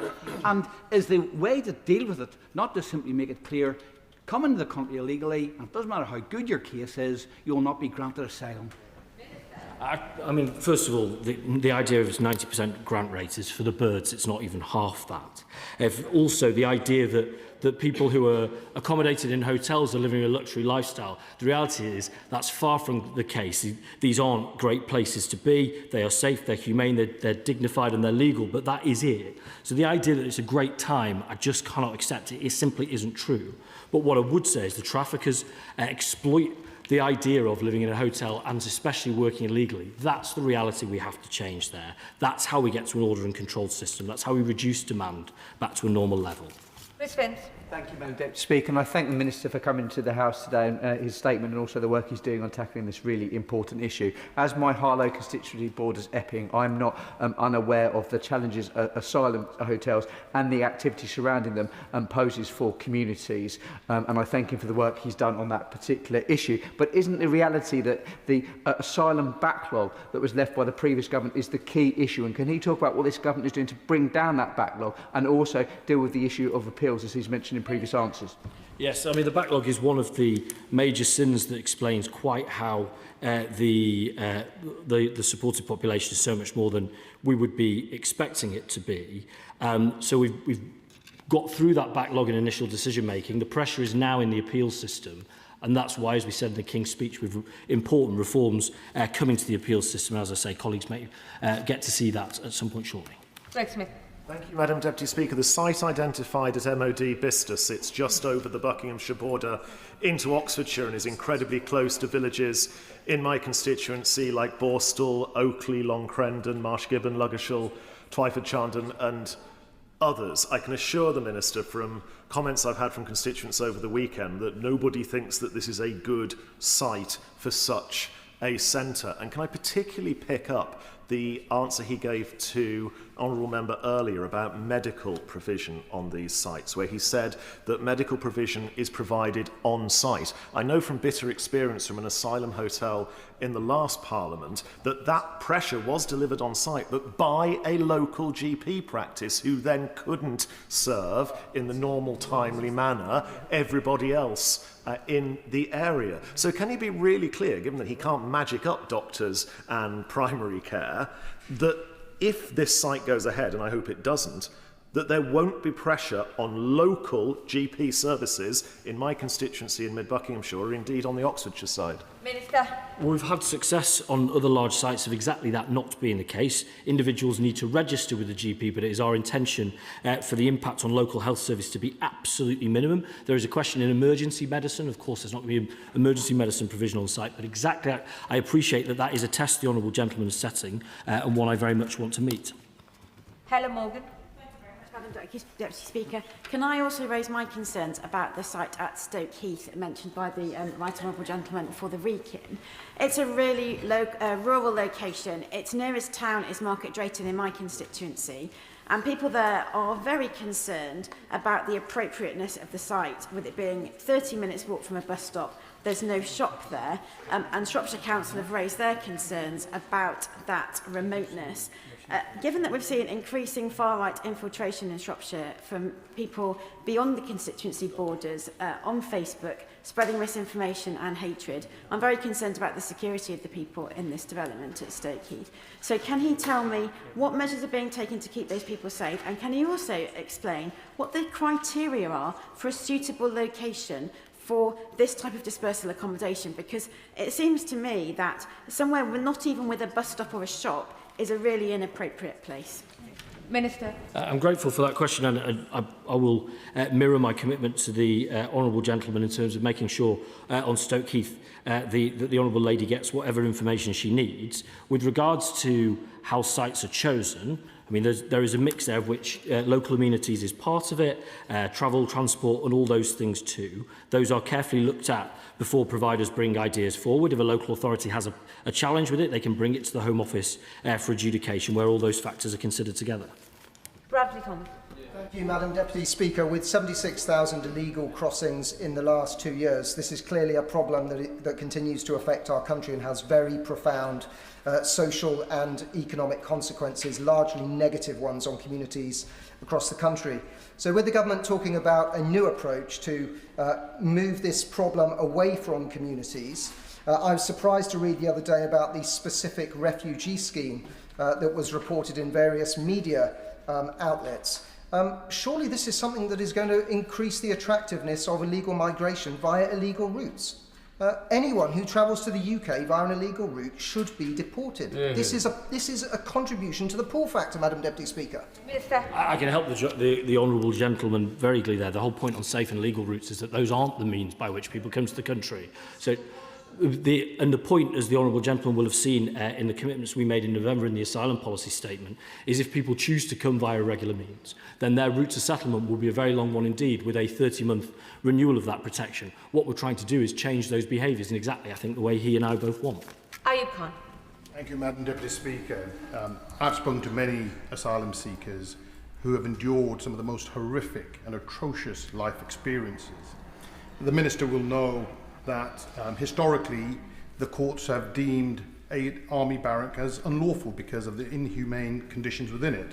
So what assessment has the Minister made in terms of suitability of the new barracks which are being considered? But isn't the real issue the processing of these asylum cases?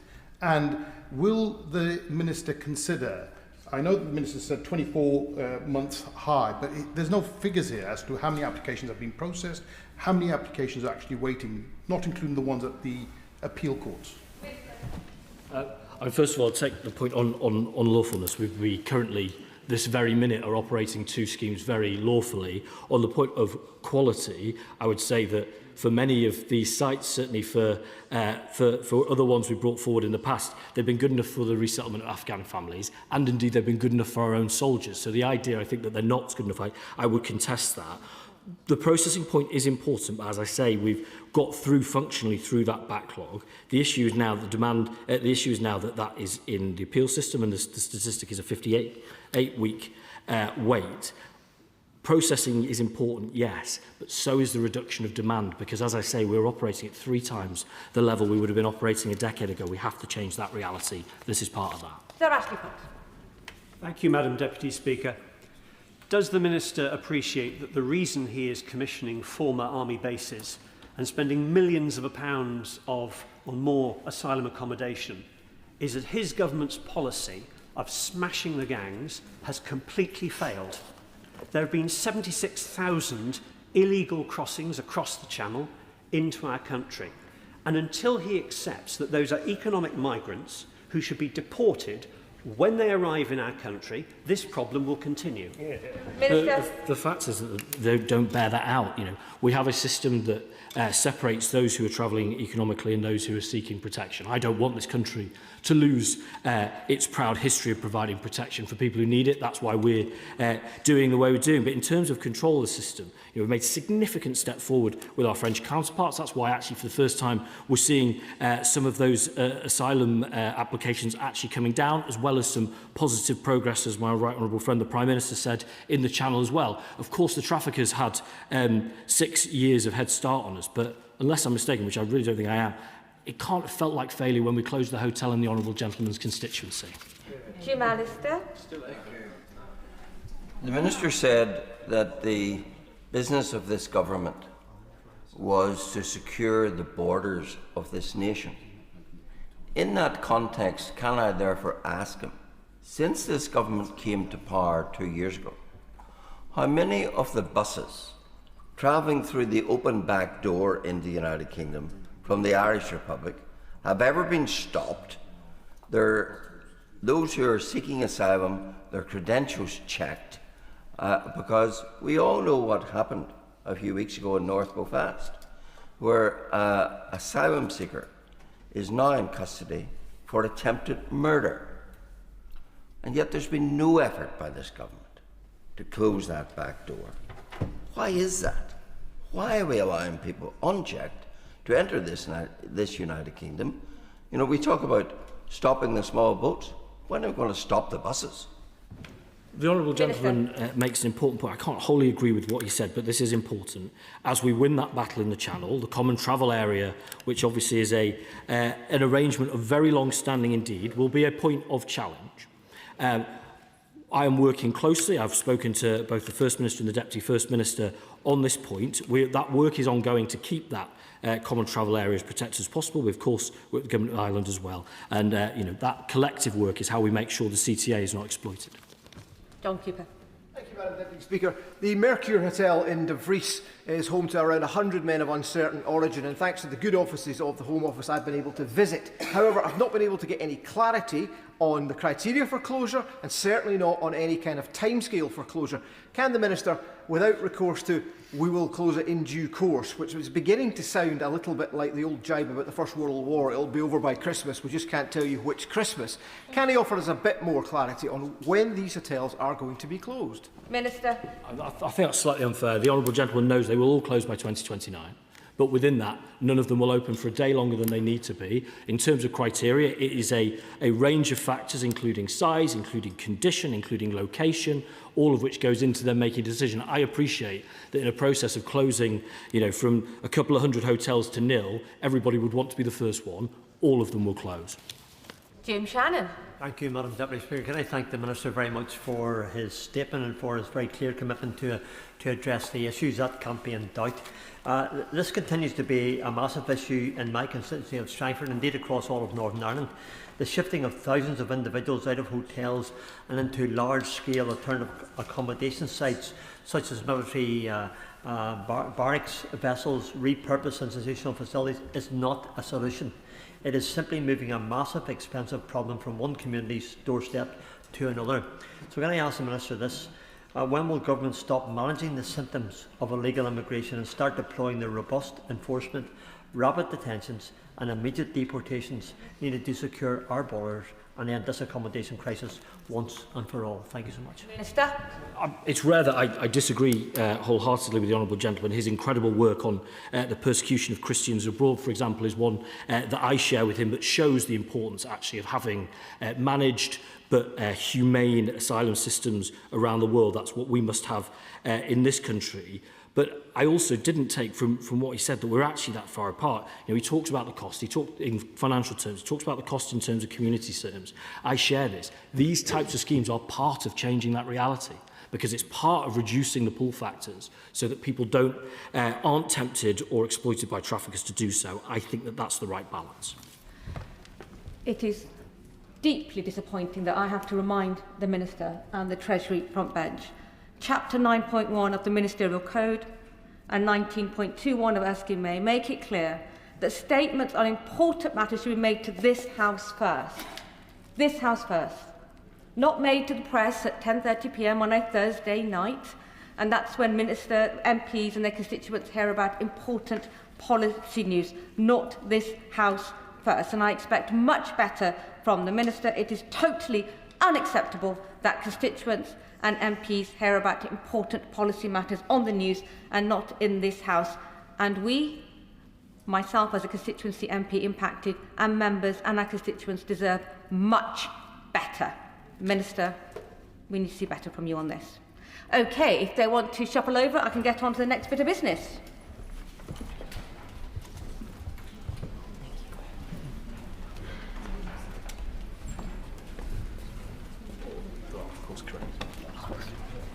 Yes. If we are ready, presentation of bills, Tim Farron. Water Regulation Bill. A second reading what day? 4th of December. Friday the 4th. Friday the 4th of December. Friday the 4th of December.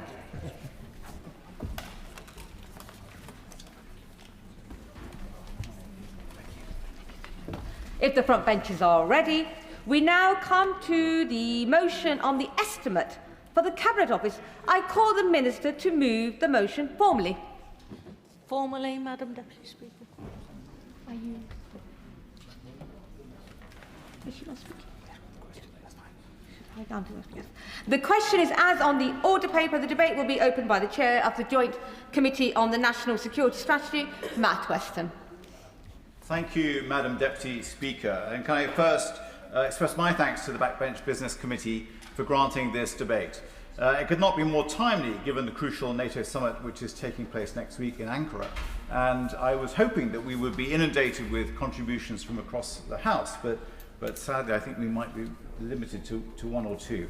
You know, keeping the country safe is the first responsibility of any government. The Joint Committee on the National Security Strategy, which I chair, has undertaken a huge amount of work this Parliament to examine the government's approach to protecting the UK's national security interests. From critical national infrastructure to the defence of our very democracy, our committee has been working hard to highlight areas in vital need of improvement. There is no one national security department, of course, but the Cabinet Office coordinates the government's approach to national security. Indeed, it is the home of the National Security Secretariat. The Cabinet Office's main estimate states that it is planning to spend about 1.1 billion on day-to-day running costs and 600 million on investment projects. Out of this, around 200 million pounds for day-to-day costs and 25 million for investment will go towards keeping the country safe. But national security is, at its core, a whole of government responsibility. And because of this, it is often difficult to get a handle on how much is being spent on the UK's security and resilience, a point that I made to the Backbench Business Committee. The case for increased spending on security and resilience in an era of unprecedented uncertainty and hybrid warfare could not be stronger. We see a proliferation of threats coming not just from hostile state actors, but organised proxy groups and radicalised individuals.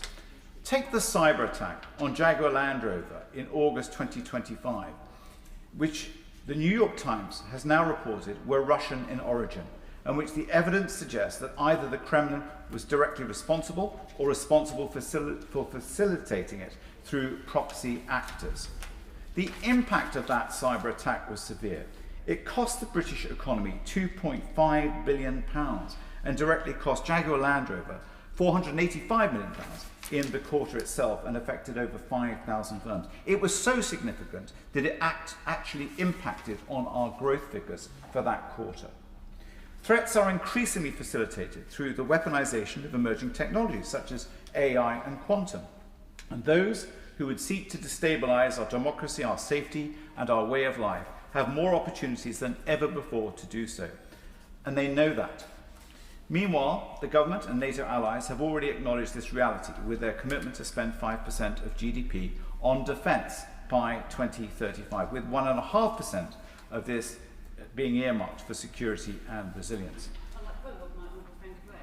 I will give way. Thank my honourable friend for giving way. Does my honourable friend believe, like myself, that Russian hybrid warfare that we're seeing actually in the UK at the moment is further fuelling disinformation, for example, online? We know that the arson attack on the Prime Minister's car was directly linked to Russian state operatives, and so if there ever was a moment where we really needed to stipulate a budget specifically for this, then now is that moment. Well, I thank the honourable member for her intervention. It is such an important point, and I really don't think we, as a chamber, have given that enough airtime. I think it was such a critical thing. You think about any other premier of any other country that would have been attacked like that, their home attacked, their car set on fire. I mean, really, I think the reaction from the media was really quite muted, and I think now that it's become more obvious what has happened, despite all the nonsense that circulated at that time through social media, it's really important that conversation comes out.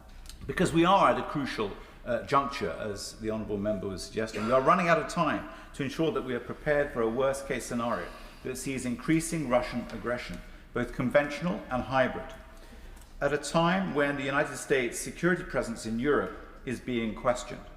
The threat from China looms ever larger, and the UK finds itself in a difficult position as a middle power in the midst of global strategic competition between the United States and China. It is imperative, as such, that the government is robustly held to account in delivering its spending commitments on defence, security and resilience. I will give way. Can I commend him for his introduction and for his very wise words? Ever mindful of the modern warfare and the way it's going, the changes that obviously we as a government and as a nation need to be prepared for. Does the honourable gentleman believe that within the estimates that we have here tonight, the very issue of the resilience when it comes to drone technology, how to use that to the betterment and the safety and the security of this country, does he believe we are at the top of that tree to ensure that we can protect our people across this great United Kingdom of Great Britain and Northern Ireland? Thank you, Madam Deputy Speaker. The point my honourable friend makes is absolutely right. The nature of our security is so multifaceted now in a way that it wouldn't have been 30 years ago. And we have to recognise, and I'm sure the government does, and globally we're beginning to get our heads around just how we need to pivot and reset ourselves into a very different defence and security posture, because our defence is as much on our mobile phone or our laptops and our way of life, our democracy, as it is actually at our borders, and that is a crucial thing. My committee was encouraged to hear from the Chancellor of the Duchy of Lancaster that the government believes it is on track to hit this target by 2027, well ahead of time. That's 1.5% of GDP on security and resilience by 2035. But the government has also been, if I may say, evasive in exactly what this spend will entail. Like any target, there is a risk of exercise rather than representing genuine additional funding. And my committee recommended that the spending must prioritise investment in systems that can help build long-term resilience, in addition to spending on maintenance of basic civil infrastructure. When we questioned the Minister, we sought to clarify what new resilience projects and capabilities the 1.5% would entail. We were given, I'm afraid to say, only vague answers. The government's response to our report on the National Security Strategy disappointingly failed to elucidate much further. We recognise there are reasons for being protective about certain information and not disclosing too much detail, but we would just seek more specificity in exactly how the government is making critical infrastructure in the UK more resilient through this spending. In fact, I recently met with the High Commissioner of Canada, who explained that they're investing hundreds of millions in large-scale infrastructure projects in their high north, be it railways, road networks or deep-sea ports. They are all planned to boost resilience across the nation. Will my honourable friend give way on that point? I will give way. I thank my honourable friend for giving way. I too was recently in Canada with the Business and Trade Select Committee, and they talked significantly about the infrastructure projects they're invested in. Beyond that, they talked about the Canada Strong policy, which is about supporting industries in Canada and making sure that money being spent to the benefit of public good is being spent with Canadian companies. So does my honourable friend agree with me that the reforms made by the Cabinet Office in March, the procurement reforms, are some of the most significant we've seen in a generation and should benefit British industry? I thank my honourable friend for her intervention. She's absolutely right. I haven't been to Canada, certainly in recent decades, but what I'm hearing is the approach that they are adopting is something that I think should be of real interest to us, and how they are prioritising certain sectors, how they've identified certain capabilities, and whilst they are very protective about what those capabilities might be, I would certainly welcome conversations behind closed doors with government ministers about what it is that we're looking to do in a similar vein. She's absolutely right. So, Madam Deputy Speaker, it's striking that they are outlining their major projects and how they'll spend their money, but they're also focusing, as I say, on their capabilities.